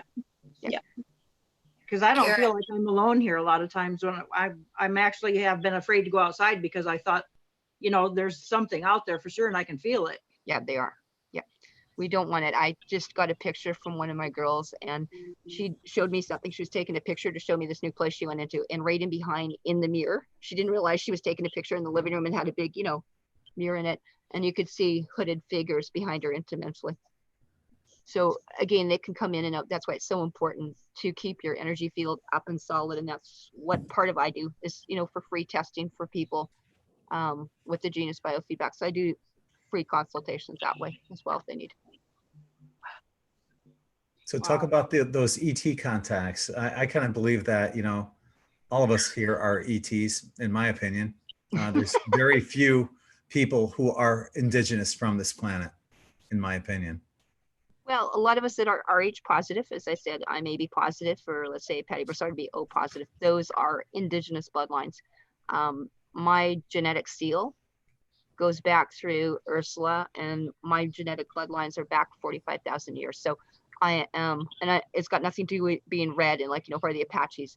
There were 13 original clans and tribes. So you can look that up at Meredith Quinn Tribal Laws. So if you want to look that up, Mr. Meredith Quinn Tribal Laws, that'll give you a great basis to the genetics of how we were set up. So go ahead. So one of the things that you can do is look up tribal laws and you'll get an idea of what we're talking about. Patty Broussard spoke a lot. One's a Galactic Goddess. The other one was Romola D reports. And the other one, like I said, she taught an awful lot on who are we, triple pole, DNA, that kind of thing. So the genetics are very variable. And like I said, we've got over 50 blood types that I'm aware of. If you were created as a clone or whatever in Area 51, those will be different things. So it's not just O negative being Alpha Draconian or Reptilian or Palladian. You have many people that are multiple races, but they cannot screw up our RNA factor. They haven't been able to do that. They've been able to use Winrow and Rograns to hybridize and put artificial vaccines in so that someone that's Rh negative can start carrying an Rh positive baby to hybridize them and water us down and eradicate us through genetic side. That's why I couldn't have children. Wow. Yeah. Yeah. So it's really huge. I mean, I do know people that are of multiple genetics, and we don't need any more nightmare halls. We need them shut down. All these eugenics and genetic stuff I have at Royal University Hospital. So it is all about bloodline. It really is. But why would they be watching me, for example? Oh, everyone's an experiment here. Everyone on this planet is an experiment, whether they're from different star seeds, different races, whatever. Some had treaties to be here, some had not. They hybridized and bastardized out with Eisenhower and Diefenbaker and stuff like that. But with the Grenada Treaty, they broke a lot of them immediately. I had a really nice, lengthy discussion with Paul Hellyer, the former Minister of Defense of Canada, and all the underground bases and doing things with aliens and greys and maters and tall whites and things like that. So everyone's an experiment, and they may have been contracted through the genetic line as well, or have been watching people for this is a multiple generation thing. I mean, they've been planning this, you know, your idea of concept of time and theirs are two different things. I've spoken to, you know, reptilians that have told me that they're 14,000 years old, or Queen Elizabeth was, you know, 600 years old. You're not dealing with someone that's, you know, got a 30-year-old or 60-year-old mind. You know, they're pretty sharp. They have some questions on YouTube. Sonia's asking, what about Rh negative? What about them? She wants to know. Well, the Rh negative, I mean, I'm not one, but I have lots of friends. Most of my friends are, a lot of them actually. But like I say, that was a built-in factor. Indigenous people that belong here that have Gaia's blood, through the genetics will be Rh positive with the racing monkey factor blood. So it's positive on the antigens, and it's not an us against them because there are many, many benevolent races here, you know. But like I said, you've got 9 different Palladian sectors, and 3/4 of the Palladians not only fight between themselves, but they are hostile to the planet. But there are 2 benevolent sectors right now that are, and that's something that's kept by treaties. Commander Patty Broussard is one of the Micmac head tribal forces, so she keeps those records. That's in her hands actually, out on the East Coast. I'm sorry about that. Jody has actually 2 questions. Number 1, how do you find your bloodline back that far? And number 2, my daughter is Rh negative. Should she be afraid? Okay, how do you find it? Don't give them any more DNA. Don't give them anything. Right. Okay. 23andMe, all that DNA stuff. is your data. Okay. Yeah. And there are many benevolent races that are allowed to be here, and they have timeshare condos, and they've got their treaties in their little, like you think, an Indian reserve as well. Some above the ground, some below the ground, whatever. And that's fine. That's okay. Some are not supposed to be mixing. We've got a real mixture, and we want to treat. Speaking of social distancing, that's not such a bad thing for teaching how to court rather than dating again. Quite frankly, it's like an Anastasia thing. We've got to learn protocols again that way. You can have someone that's an Rh positive mother, and they've in vitroed or implanted or abducted you as well with an Rh negative baby. Sometimes if people have signed, let's say, adoption records and stuff like that, they may have done it. You, at this point, the most important thing is the mitochondrial DNA called an mtDNA.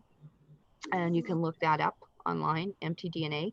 That teaches you where your haploid, where your mothers came from. So coat of arms are very, very important. We will look at that if you can go back 3, 4, 5 generations. So I'm actually your Grace, Karen, and I would say on my mother's side, or my matriarchal line is Lutzik, Zacic, Buzik, Cabbage, and on the patriarchal side or my father's side would be McDonald's, but Barons and Mackenzie's and stuff. So very, very important. it's always passed through the woman to the woman to the woman all the way down the line. So you can look that up. So Ursula, so some have been here for 4,000 or 5,000 years, some a few. And like I said, if you looked up rare blood types, it would almost curl your hair. So I'd suggest going to Project Incension, and that's INCENSION. Project Incension has got a world, not at all, but a whole another multiverse of information for you. And there's a lot of stuff on RH factors and negative and where we came from, where we're going. And at this point, probably one of the best teachers I've seen, one of them will be Patty Broussard, who is an actual hermaphrodite with 2 third eyes. So don't assume that everyone is built like you are. Oh, okay. There's another one here from Tamara. She's asking, what are they doing with our DNA on places like Ancestry.com, 23andMe, places like that? What do they do with our DNA? I'm not right there in the lab, but what am I aware that through what I've seen, through the records, we actually disclosed part of this again at Project Ascension on the Human Genome Project. It was a front covering, and one day Patty basically went into the records and we extracted lots of data, which we exposed. They were taking your DNA, they were using them in nefarious labs to see what it would basically do to kill you, to genocide you. Because everything's about gene banking. Okay, so your IMF fund is actually built on selling women, not just the dowry and the bride price, but on selling the women's DNA. So the women were being classified basically like utility chickens, is kind of how I think of it. You have a class A and a class B and a class C, you know, it's like utility chickens. And so they were selling the genetics on and off the planet. So they were mixing different things and hybridization, doing in vitro things, biological warfare, that type of thing. But in the bottom line, I mean, it's all unlawful, it's immoral and unethical, and it violates all the proclamations, you know, of peace here. So they've been doing all sorts of experiments there. You can actually see, if you go into the blood types, not just look up, you know, the 4 that they lied to us about and then the other 4. There's actually things, if you were to actually made an Area 51 and null and all sorts of things. But Project Ascension has got amazing information on that information to do with the blood lineage. I had to give my DNA to them a few years ago. To who? Yeah. They gained To contracts. To the police department.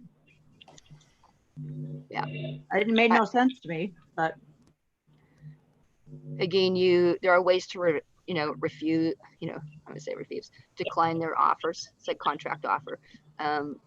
Them even answering, like even to me, to interfere with me is an act of war. They're not even supposed to touch stuff, you know, as clan mother. So that's where the women really need to get empowered and really step into your power. I can really encourage each and every one of you is to look at your mitochondrial DNA and look at some of those videos I told you about, like tribal laws and stuff. And you've got to be able to prove who you are. You can't inherit anything if you can't say who you are.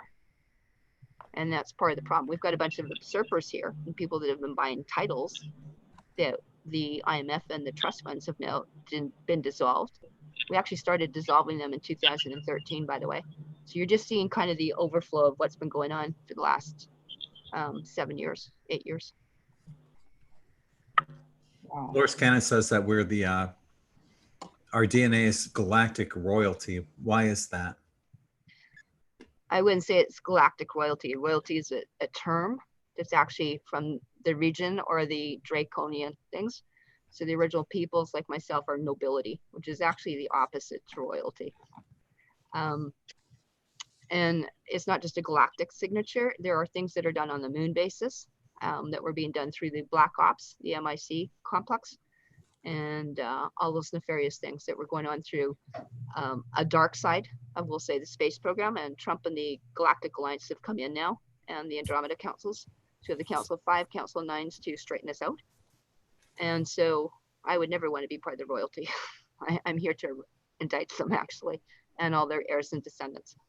So I have absolutely no royal blood in me. Neither does Trump, by the way, which is why he's been put into that place. I think Dolores was metaphorically speaking. Yeah, but not everyone is. We have nanotechnology. We have cyborgs here. We have skinwalkers here. So you can have an uplink or not have an uplink. Not everyone's got a soul on this planet either. So you have to look at who the individual, what the being actually is here too. Sonia is asking, what about every time we need to take a blood sample at the doctor's office? What do they do with that? I can't speak for where every place is. You know, we have stuff that is going in for nefarious places. They use black magic, sex black magic, just like I use Tesla plates for this. You don't need blood samples. I mean, when we have biofeedback and Rife and doing it again, Rife and radionic stuff, that's just freaky. There's like nothing here behind this wall. There's super and poison stuff. It's really wild. But what they do with the blood can be used for a lot of things. You know, they can use it for cloning. They can use it for genetics. Again, like I said, if you're organ harvestable, I mean, people have been signing donor cards and stuff. I mean, you should never have to, when you know actually medicine, you can do everything in the field. I would never, ever. I broke my knee in multiple places, my ankle, and I'm a nurse. I don't go in there. I don't even hold a health card. When you walk into a hospital, you're dealing with not with just black magic and sorcery. You're dealing with high-tech, nefarious 5G and different radionics and scalar that are very satanic. Once you just even go into those places, you know. Same thing with abortions and the DNA and the placentas. We need as women to relook at what we're doing. When do you think these sealed indictments are going to be unsealed in large numbers? Oh, you know, not everything's in the ceiling. They've started unsealing some of them bit by bit. I've seen more in actually up here, like provincial courts already. So they've been rounding up people. If people are on my Facebook, it doesn't matter if it's your state courts down there or the provincial ones up here and internationally, they have been rounding these up. I mean, the amount of sex harvesting and sex rings and prostitution rings and drugs coming through is phenomenal. I mean, if we even added that close to what was being indicted, the indictments are going to be going out bit and parcel. Like I said, they're still trying to round up people. And I know basically because they're still blowing up deep underground military bases, they're also going in to retrieve records and stuff. So they haven't received even nearly the records they have to do all the rest of the indictments or to be able to read off who else is going to be in these, whatever you want to say, mafia gangs either. But they've already started on some of the stuff. Like I said, bit by bit. I mean, I've been told there's a lot of people through the military courts that have already been dealt with. So it's going to be coming. You'll know it's probably as much as mine. When they're going to release something, they'll release it. I hear there's going to be quite a bit coming up, but we all hear that. I've been hearing that for a long time too. Yeah. Does anyone here in Zoom have any questions? I do. Of course I do.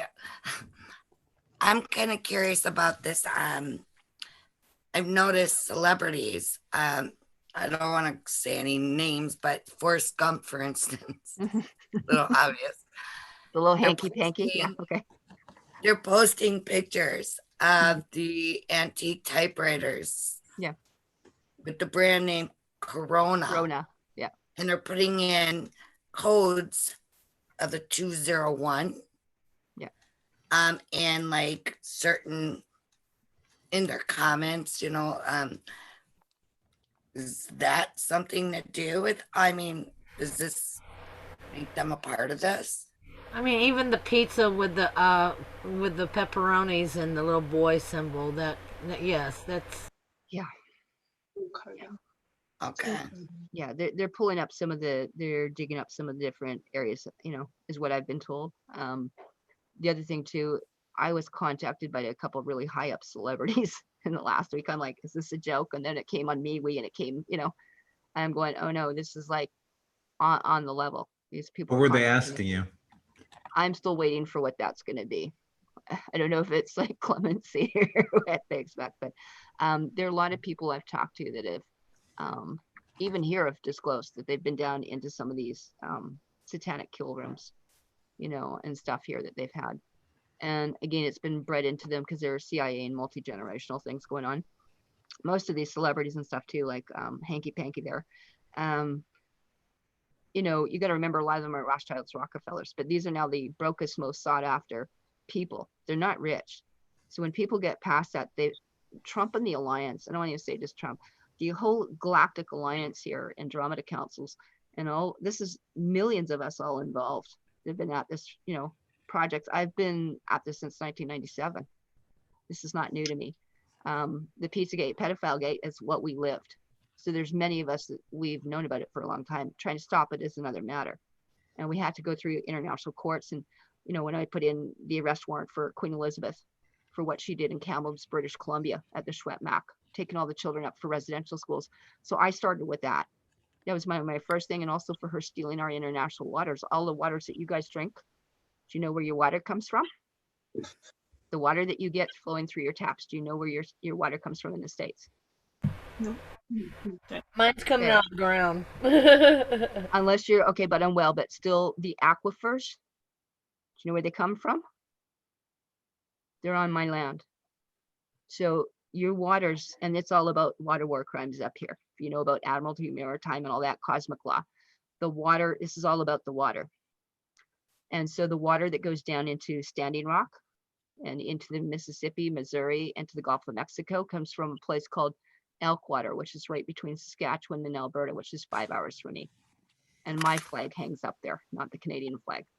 So they were stealing this kind of stuff to the bases, and I went after them and to the Marines and stuff like that. So I went into international, like stealing international waters is a big no crime. As weird as it is, it's a worse crime than killing someone. So we started with doing that. And so a lot of the waters that you guys are drinking are actually up from our land, up in here. I've always had this thing about water, but I've not known what it was. And anytime I've had a reading, they always say, what is it about water with you? And I've never known, but I've always felt like there was underground water systems under my house almost. Yeah. And I don't know. You're saying so much stuff that is just. Yeah, the water itself is, there's aquifers, which I have access to the map. That's classified information. But even here, they're not going to let me show. There's different points and portals around what you call the sacred sites on the whole continent, okay? And the water itself, and water is very special to my heart, besides being a decolon hydrotherapist. Water's life, and the cosmic waters go back to spring water. So you will see all of us, like David Wolf and myself and others, we forge and protect the spring waters up here. So I suggest people go to findaspring.com because it's chemically different. It's a photonic water that goes through all the chakras and really helps protect you that way. It's got very ennobled, not royal elements, but ennobled, noble elements. So ormus and gold and silver and special things that we make us protected. Can I ask you about distilling water? I'm not a fan necessarily of it. It has applications. It is dead water to start with, as you know. And you're taking usually a city water as a rule. And then you're putting it through a distillation process. Right. Just like people ask me about Kangen waters and other different things, Jupiters and Athenas and all sorts of things. So I'm quite well aware of it because I used to be with all the guys. It has its applications when you're playing with pH. If you're dealing with an original water, let's say when I was in the Kootenays, as you call them, British Columbia, and dealing with that, it's got a different thing than taking city water that's been fluoridated and put through satanic scalar machines, okay? And at a nanotechnology level, you can never get everything out. It's not there. So even when I take here, what I found the best thing is not just hooking a client up and doing a biofeedback remote or with, coils on them, is putting it on a Tesla plate here and putting it with spring water. And it acts better than homeopathic or anything else. And what happens here is that you can put the water on. So how I've gotten people over corona or stage 4 cancer or whatever it might be is to actually use a Tesla plate. And in that case, I would only ever use, I've tried all sorts of things, but it has like a Tesla coil plate here. Okay, so it plugs into your phone. And what you're doing is you're turning your phone or iPad into an actual new electrical field. It's got its own field. So I can't get the same results using ever distilled water. There's applications for sure, like acidic water versus alkaline water when you're dealing with funguses and stuff, and distillations for your inorganic and versus organic minerals. There are things, but I'm just not a big fan of touching anything from the city once it's gone through the system and the pipes and the angles and all that stuff too. It's just, it's a bastardization of it. To me, the spring water, that's like mom's milk. you don't screw with Mother Nature. But again, a lot of people will have success. But what I've also done is I found a lot of my clients had severe amounts of funguses. So they would be alkaline in their mouth. And when I get down to the urine pH, they would be very acidic and be full of candida yeast, prions, amoebas, whatever I was testing for. And that's why I'm really into teaching people about this pelvic steams. I think it's the best thing ever we've come back to for actually health. Doesn't matter if you got cancer to brain fog to whatever. You can smudge out or steam or fumigate, whatever you want to call it, purify out the whole field. So if you want a full chakras, smudging or whatever you want to say, or realignment, you'd be doing steaming. Very huge.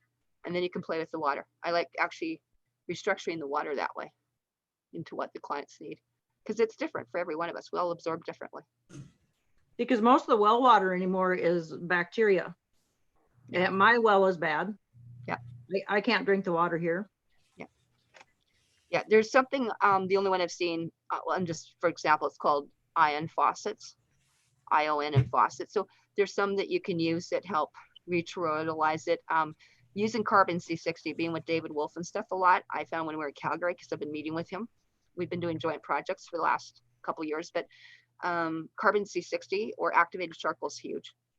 Putting some copper, stuff in anything you can do, shungite in the water, anything like that, to restructure it. And again, we're doing, I think, the most exciting thing any of us can do. Like right now, after I had a nursing thing I was helping some people with, she went and decided to go talk to a medical doctor who happened to be an oncologist, said, oh, no, you can't do that. She listened to him and within a couple of days was dead because they decided to give Dilaudid, which is what you use in the States for lethal injection. We don't have that up here, but down there you do. But they gave it to my client and she dropped dead. So right now, you make the best. I'm sitting in a friend's basement right now until I get my camper ready. We have to, and I go haul my water. That's what she was just asking me. She goes, we're rotating on water because we go up to the springs at Petrovka here. And so go to findaspring.com. You can usually find it. It's worth the afternoon out just to go foraging for water. So when I'm drinking, it's Zephyr Hills water from Florida, and it says Florida spring water, but you're saying that's not from here? You have to take a look. We have got so many people that have fraudulently mislabeled stuff and put spring water when it's not. So you actually, if I were you, Greg, I would go contact the actual supplier.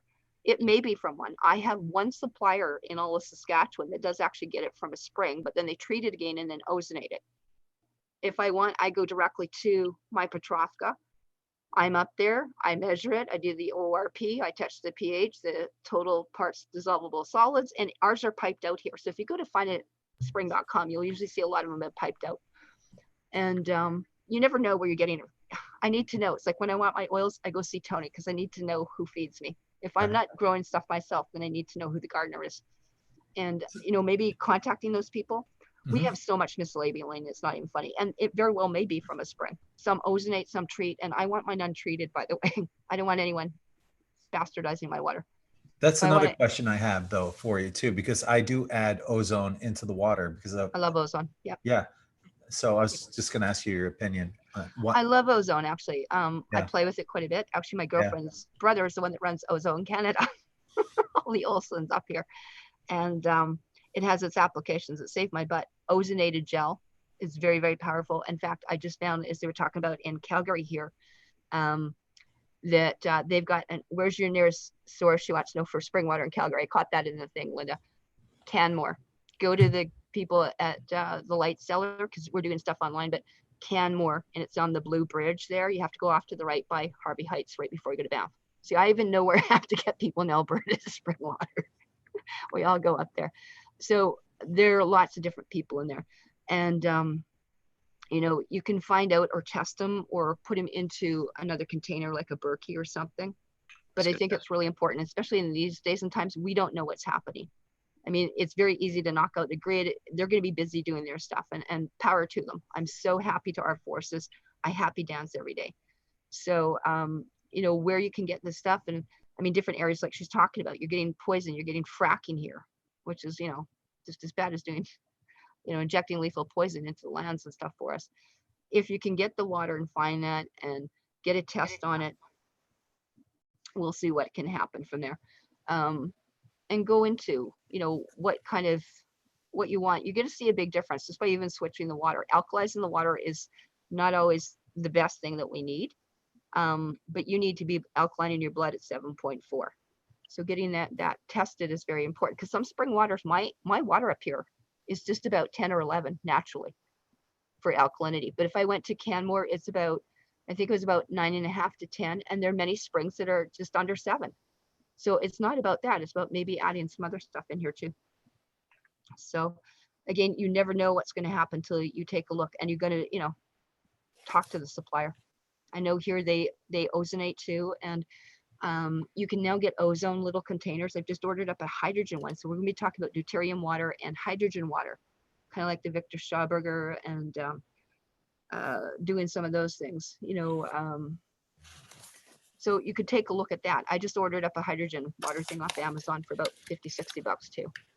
So very cool. You can now get actually portable ones. I don't know if you, Greg, you can get for ozonated ones, not $300-400, but they're little portable ones that can sit on the kitchen sink or something, plug it in, and even ozonate all the vegetables now. Yeah, So, I've got one. It only costs like 60 bucks. exactly. Yeah. Yeah. I was showing something here on the screen share. It was a recent Q post. And do you think maybe he may be inferring that there might be, you know, the lights might go out kind of thing. And if that does happen, do you think that would be for a positive reason, like rounding up people and, you know, Yeah, I wish it would. Even more so. And yeah, actually just mentioned to Linda too. Yes, I know Jesse Hall, and I'm going to be on the Club 144 tomorrow, which they're all part of with Andrea Maria. I was just talking to them in DC right now. One of the things too, with that power going out or grid out, I would think it's a positive thing. I mean, anyone that's had to deal with our children getting addicted to these games and stuff, but not only that, to the frequency of what it's doing to them. Quite frankly, I don't think it would be a bad thing for all of us to take a break for 6 months, a year or two, or the summer. It wouldn't really bother me. There are things with free energy machines that will be coming out. I have been told, not only just from the Galactics, but we have the ability, and they're going to see about possibly switching over the 5G, even going to 6G. That would be a healing benevolent frequency, which is basically what this is in a way. Anyway, so the radionics is a little different than the microwave.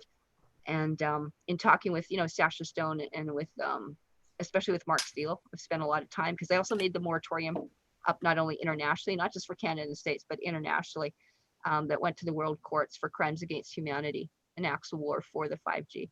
So to have us take a bit of a breather, I mean, I don't even like a cell phone. I mean, we should all be like still plugged in at this point until we had, you know, like the Tartarian Society and our spires and our before mud flood cities and all that kind of free energy. If we could get that, and what Patty Broussard was really talking about the other night in her briefing with us, is because they're part of the teams that are doing the deals with the Galactics. So she's part of that thing, trying to deal with people, and not only Silver Legion, stuff like that, but getting the replicator technology. I really wouldn't mind, as long as we could have, you know, the power. We don't need the dirty electricity, but having that up, and seriously, there's a lot to be said about having fun by candlelight and fire. You know, there's something, I was just talking to Happy. Allison the other day about this. You know, there's a thing called Li-Fi that has been around for like the last 3 years. You don't need F and 5G for it. You don't need anything. It runs, your internet runs on light. Yep. You know, it doesn't make sense why we even need 5G. Exactly. And I think that's the one thing. Not too many people, like I had a whole bunch of stuff happen. They put one of the first 5G towers that went secretly active, we'll just say. They don't admit to it, but I know it went off. Was about 2 blocks from where I was staying. And with the chemicals, they released something in the air. I think it really was some sort of a targeting, and I was getting tired of being the canary in the coal mine. And I almost died from that, because once that can go systemic, you can feel, I could feel my heart starting to go. And if I hadn't got to Calgary and into the mountains and into between here and I went with one of the guys to Vancouver to be off the grid for a couple of days, I probably wouldn't have made it. Being off the grid is so healing. And whether I've got a grounding machine or I've got like a amethyst crystal biomat here, these act like a grounding machine too. So they're kind of acting more like a Li-Fi. You got to remember, you got public versions, you got military, and you got other frequency bandwidths. So this is what we're trying to reintroduce back to the population right now. last March, my face got really, really red and I got really hot, and I didn't know why. And for some reason, I took a picture of myself because it was weird. And ever since then, my face keeps getting really red quite often. And when I looked it up the other day, the 5G tower was installed like 20 or 10 miles, 8 miles from me on 2 days before my face got red. See, every time I want to show you something, they're phasing it out, but there. And if you can briefly see for a second, can you see the burning, how whited out my eyes are and teeth? Yeah. Okay. Yeah. That I brought in after I was crudely attacked by some sort of weaponry, we'll just say. I got up one day and I was just burnt like zero, like I'd been put on a George Foreman press here. And I did this thing with Dr. Alfred Weber because they put the 5G towers all by me. And so I realized what it was. And of course, I'm out here as an activist. I'm a peacekeeper and a very pro-activist. And I would go up to the city of Saskatoon and basically go into moratoriums, but I'd start filming them. And I did. I had that tower down in 2 days, I might add. So when they start burning, that's what I did is I called in a guy that can do thermal imaging like that. So I scan with my machine first because I can scan for 5G, 4G adaptations and all sorts of dirty electricity. So this is not just I want to do your aura. This does COVID, it does viruses, bacteria, hormones, but it also re-energizes the water to give you back and feedback what you need. But this was a burn, for example. I got burnt here and I brought in a guy that does the infrared, and he was a former RCMP officer. I don't know if you can see the burning. No. Barely. Yeah, wake up to that. Okay, so I knew something was up. If I'm on my phone too long now, my face, I mean, I have to put my phone down after a while. Yeah, and I didn't bring my 5G. Normally I've got my little owl glasses, which are my 5G ambers that are down there. I just kind of popped in just to see how you're doing. Well, from what I understand, they can pinpoint out people. Oh, for sure. You can do that from the satellite. It takes 2 seconds. I could ask Patty right now what your license plate is and give her a minute or two to fire up the machines and we'll have it. Everything is known here. There's no such thing as a UFO. So you're chipped, it's identified. The thing is to get over it. Let's grow up and let's have fun and see what we can do with it now. So it's not a problem. It really isn't. You know, once they're sifting this out, like I said, there's a cabal army that's got to go and that thing, but the military is now getting cleaned up from the inside out. You've got special allied forces here too, cleaning things. So it's really going to be okay. We just need to chill out for a while and let things take its course. And, you know, maybe 6 months ago, we wouldn't have been having all these conversations. The whole thing too, when people are talking about, you know, they want to do all these global meditations and stuff. And again, they can feed off that loosh because people are so scared still that they need to feel they have to do these things. And they can feed off that indirectly loosh as well. And with the debt forgiveness and stuff, like talking about the Nasera and Jasera, ideally what Patty and our idea was when we talked with the clans and the tribes and came to a better, I think, agreement, was that we would actually be doing off-grid facilities to protect you. That would be 5G proof and ozone proof and everything else, kind of like what they have on Mars colonies. And that these were to be the law of gifting. There's not the law of Jasera. It's not the law of Jasera. It's not the law of the gold standard and the law of the silver and the rape our minerals. It's the law of gifting. And after that comes bartering. And after that, we shouldn't have to have a discussion, quite frankly. So they're going to move things in steps as they see, but that was actually our vision, was to have everything sustainable. Give the free energy machines back, the replicator technology, and we just enjoy our lives. We have a question in the chat room from Stephen. Do you feel fracking was used to poison the water supplies? Well, feel it, I know. If you want to take something even from a public perspective, you could take Google Earth and just go up and just zoom out so you can kind of see Canada and the States, and you'll see what the fracking has done to this planet. So when they started flooding the bases on our command and our chain of command, they started doing the Florida and the Calgary bases, or sorry, California bases, and they started flooding in. We started seeing regeneration. You saw the air and the ozone starting to go purple from the skies. You also saw a huge purple violet haze, almost actually hot pink. It's not really a purple haze. It's not a violet flame. It's actually a mauve.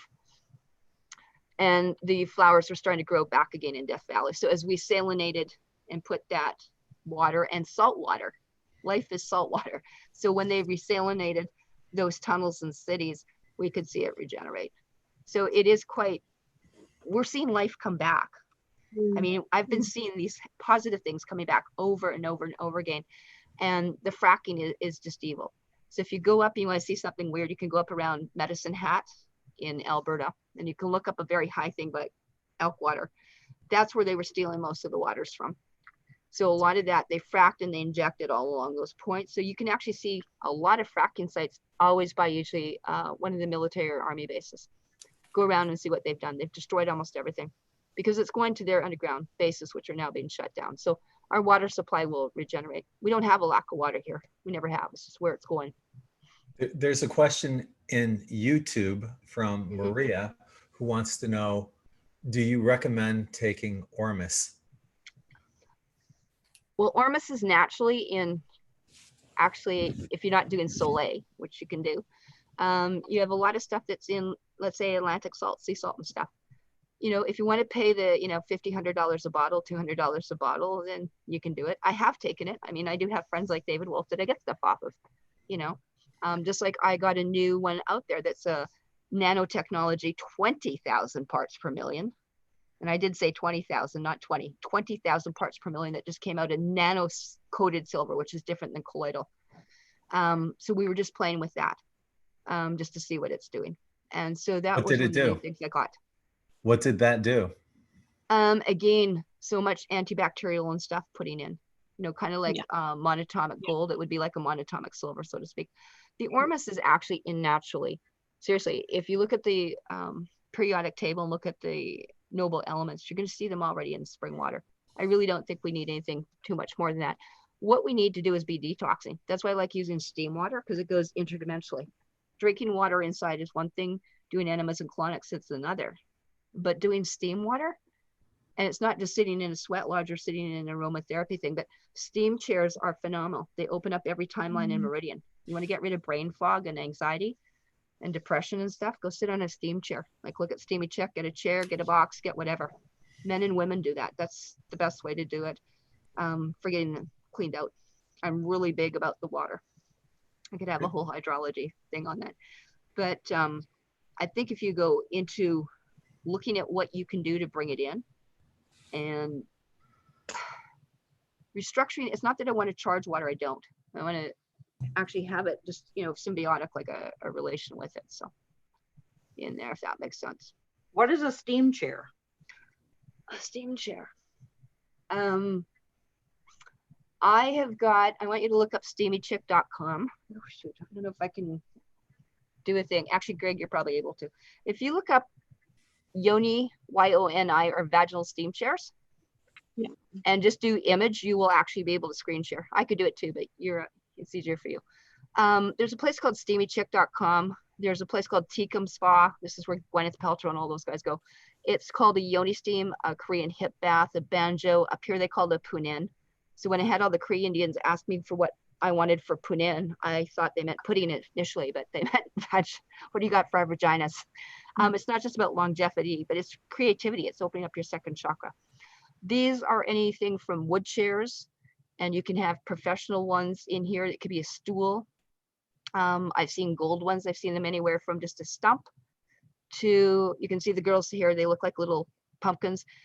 What you do is you usually put a hot plate or you put a bunch of herbs underneath, calendula, rose, rosemary. They can be in clay. This goes back thousands of years. They're quite funny. There's a place called in Georgia called the Sweet Spot. This is for men and women and children, and also I've done animals. So the idea is that this is how your original Pachamamas actually healed. The women, if you look at the Black women, it makes me just laugh, because anyway, this is called the Sweet Spot in Georgia. So instead of having all these, pedicure and all this sort of crap, these women are actually sitting on a hot plate, and it's warm steam that you sit on for half an hour to an hour. So if you have not heard about this, this is probably the most and top way to do healing. And so you'll see them in all through Europe. You see them all extensively through Russia. A lot of what I'm talking about, even the Tesla technology and the biofeedback, everything I'm talking about is done extensively in our Russian bloodlines. So we're called bear, the Russian bear, or Ved bear, Vedrus, Ayurvedic. So if you know Anastasia and the Ringing Cedars of Russia, this is the way to do it. Now again, there's a place called Red Tent Wellness, and you can get professional steamers. They're about 200, but I like to make seriously just a little hot plate one. And you take a chair. I've actually gone to Canadian Tire, taken, you know, those canvas little chairs that you go to the beach with, and cut a hole in it. So in Red Tent Wellness and stuff like that, you can see they've actually got steamer units. This is a wood one, but they've also got a plastic one that they have. We've got Yoni Institute and Womb Sauna. So this is also to do with Aztec, Mayan, or clan or tribal healing. So I like going to a lot of these. You can look up, like I said, Yoni or vaginal thing, and I'm here to include you. I'm probably the only one that ever made a men's version of this. The men all do this, and I've seen that you can go back into in Asia. You can look at the Ming dynasties. All the nobility actually healed with this. And so the men had their own thing. They might, you know, use some sal pimento, or they might use different herbs. But this was part of, actually, I really think what the bridal shower was all about. It was also for longevity. It was part of the marital rites as well. And women, when they had rites of passage. So there's a whole thing called the V-Spa there as well. You can go into, and they've got several different things there. They can use anything from herbs to oils, but you can go into like Alibaba or anything. You can see chairs that are $3,000-$4,000 in Europe that you can go into. Well, I have chairs with the no middle because I use them for outdoor planters. Yep. A planter can be used exactly. I've used, I like cedar and I like wood myself. So I have one actually down here. I'm actually, might just bring it back over here, but I find I like wood myself. I'm like Anastasia, a cedar wood, there's nothing that replaces that. The other thing too, is I've seen them with gold, silver, organite things. You can do, just even people have lifted a toilet seat up and draped a towel inside, but that's only gives you about 5 minutes. So I really think this is a key way. For men especially, they would not be getting up at night. They would have better erections. They would never have cancer, and they wouldn't be, again, controlled down. That's what prostate cancer is. It's a word that means for men to prostate. It means to be subjected as a slave. Yes. So this is a huge thing. Now I think we should go back to our tartans and just lift them up and go sit on the steaming chairs. So this is something that's really cool. But my Facebook has all these categories, all these different PowerPoints, all the different things about doing DAA, you know, restoration, repair. So this is huge. I mean, the skin, let alone looking younger. You know, like I said, most people are getting up to pee at night, right? Because they're so toxic, or they're getting insomnia. And this 5G Corona thing, I mean, you're smudging, you can smudge not just on the chair. I can put the hot plate down and stand over it and just vape. And you're getting all the different timelines and meridians. You know, you can do your face, you know, so we do ours regularly. When I have people with cancer, I put them on for half an hour to 45 minutes every day. The only time you don't do it is when you're menstruating, you know, in there. But we've done dogs.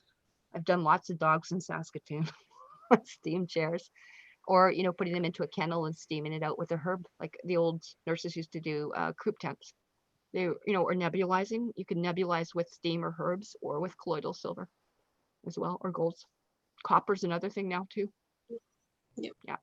So if you haven't seen that, I really encourage you to do that. I went to Canadian Tire up here, and like I said, I just got one of those, you know, you would be like a card table chair, and just cut it up. Just got a pair of scissors and ripped it up.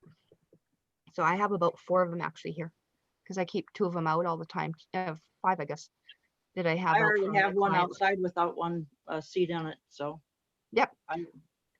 It's an outhouse, like, you know, it doesn't get any easier than that, really. Girls use camp chairs. I've used a lot of, do you guys know what a commode chair is? That we would use in a hospital, or someone that's incontinent, it goes up to the bed, or for the elderly, they use a commode chair. So it's like a porta potty, a little porta potty. And you can actually take the potty part out and just put the steam chair underneath. So that's another thing that we use as well. So excellent way. You absorb 70% of what's in there. if we will see. This is one of the ones that we have up here. I have a friend making them. So you can see the little hot plate underneath that red pot. And then you just sit on it. So it's got to be about a 7-inch hole.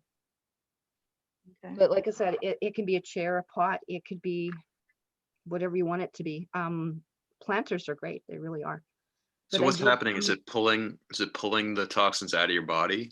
It's a Or- form of chelation, yeah, steam chelation as well. But it opens up all the meridians. So when you start thinking of what the meridians are, if you know your acupuncture meridians, Uh-huh. it does the conception. It's like your future life and your back life. You want to get rid of stuff, Right. let go, you'll be steaming. Okay. And I just want you to think from a very, very simple term. Think about the power of a steam locomotion, a steam train. Now think about the power of moving a steamboat. Do you not think it can penetrate and move a few things in and out of you? Because it can. Oh, yeah. Okay. So you can do facial steaming and things like that. Here's another one where you just, like I said, you get a whatever, $19 hot pot and just put it on top. I use an induction plate. I've been experimenting with so many things. I put David Wolf's chocolate in, I said, you have no idea where I'm putting your chocolate now. Okay. Reishi mushroom, see that huge reishi mushroom? That's from the Light Cellar in Calgary, by the way. That reishi mushroom was almost as big as we were. So shaga mushroom is a huge thing. So putting mushrooms in there, putting whatever you want. When you want to look at clan mothers, by the way, tribal laws, these are the ones below Atlantis. These are the tributes to the clan mothers and the tribe mothers that are kept by security under the water in Atlantis. So there's lots of things when I'm telling you about, like, we're just basically I want to say the old hag, but yeah, it's basically what we are.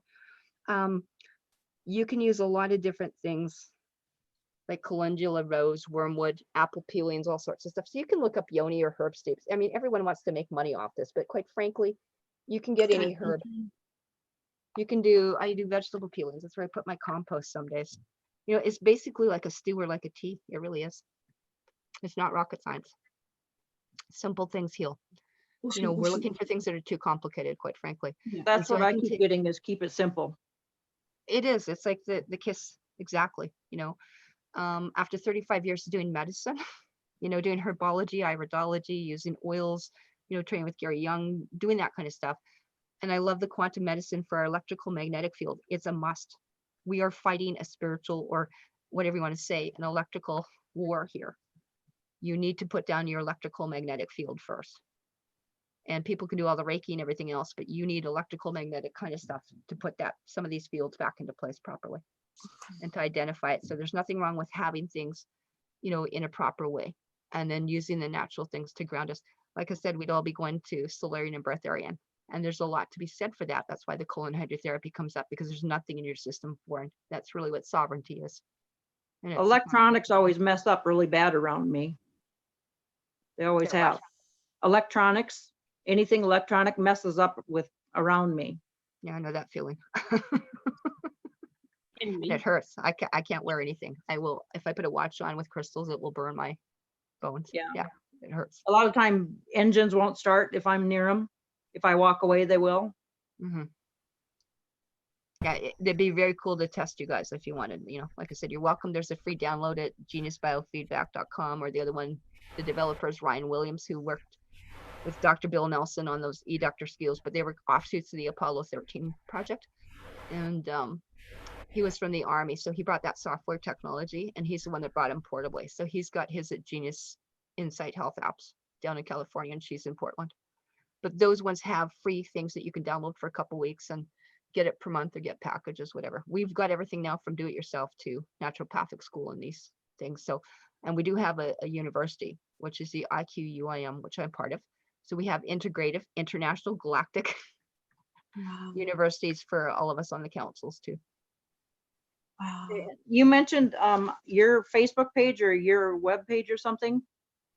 Yeah, I've got 6, I think, left. They took down some. I think I got about half left. I posted it for you anyway Okay. in the Zoom group chat, as well as in the YouTube chat, and I'll put a link in the more info as well. Most of them are going to say I'm over 5,000 plus whatever the followers are. Just send me a message directly, because I've got to make a new one. So I'll just add you into the new one. But just send me a message. I get the messages always. Okay. Yeah. So Awesome. does Far out. anyone have any more questions here in Zoom? No. It's been an No, but absolute pleasure. I for all really that enjoyed this. Wow.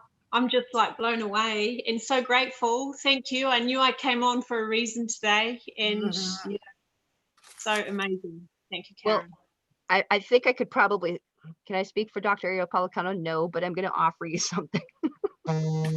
Greg, last time we did something, we had such an incredible response. She wanted to talk to you directly and offer to you and everyone in 5D a special gift. So if you want to take up on Dr. Ariel Policano at Genius Biofeedback, I think she would like to assist you and maybe do a show with you. Sure. And she was prepared to make a special gift package for you guys. Okay, we like So gifts. I will, I will maybe coordinate that again because she was All right. so happy with that. We had a lot of people. I did a lot of sessions. I was busy, I think, for about 2 weeks Awesome. just doing therapies for people for remote viewing and distance healing. But yeah, I know there's a class she has every Monday for free, but that was something I think she wanted to do a special possibly with you. Yeah. Well, have her get in You're touch with open. me on Facebook, or it's Yeah. probably the best way. Yeah. So yeah, that'd be cool. I'd like to do that. Yeah, I'm so happy for what you've done, and it's so grateful to be with people that are so open-hearted, so open-minded here, and you guys are all a blessing, you know, to the planet and to being with us, and we really, really appreciate that for your insight, your help, your understanding. Yeah, you Yubitaba Sasibo, which means we thank you. Oh, thank So you. that's part of something that we still speak original custom usages and laws. This was a really pleasant surprise. It was an amazing surprise, we'll put it that way, for you coming on again and just, you know, keeping us updated, and, you know, Yeah, you're I always really- welcome here. Yeah, if you want to go, if Patty gets on as Gaia Shaman, she's on Facebook. Like I said, I know Jean's doing a few things too, and it's going to come out more and more. And there's some beautiful things coming, like planned in here. Like I said, it's kind of like it looks a little messy while we're cleaning things up and readjusting. And you know, that's what making the nation is great about. It's not making a country. We're taking the countries apart. We're taking that corruption apart, and we're going to reset up our original nations. You know, we're not one. Oneism is assimilation. So we're coming back into all our powers, and then we can come back together and share it like a potlatch. Well, we Yeah. got My some whole exciting world days changed. ahead, definitely. Go ahead. So how do we get in touch with her again? I'll put a link right here. Who, me? Yeah.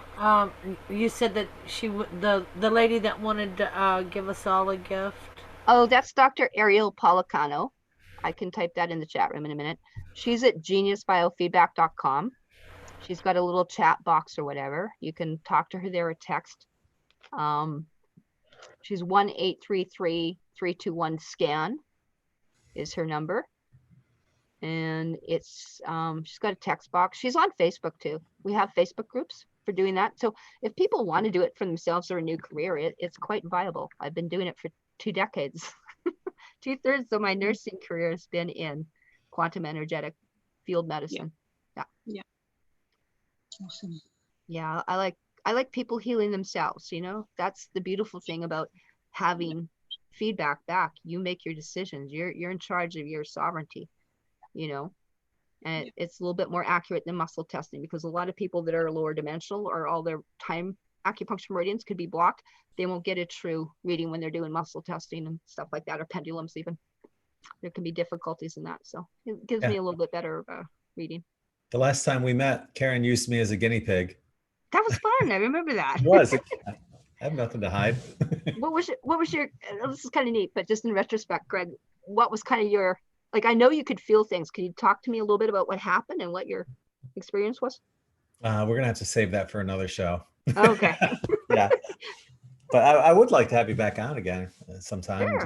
Just, you know, In5D live and one-on-one. Yeah. Yeah, let's do that. Let's make. I'll sit on my steam chair for you. I usually do. Don't laugh. You can see Karen McDonald's steam chairs. You'll see me sitting on getting steamed up.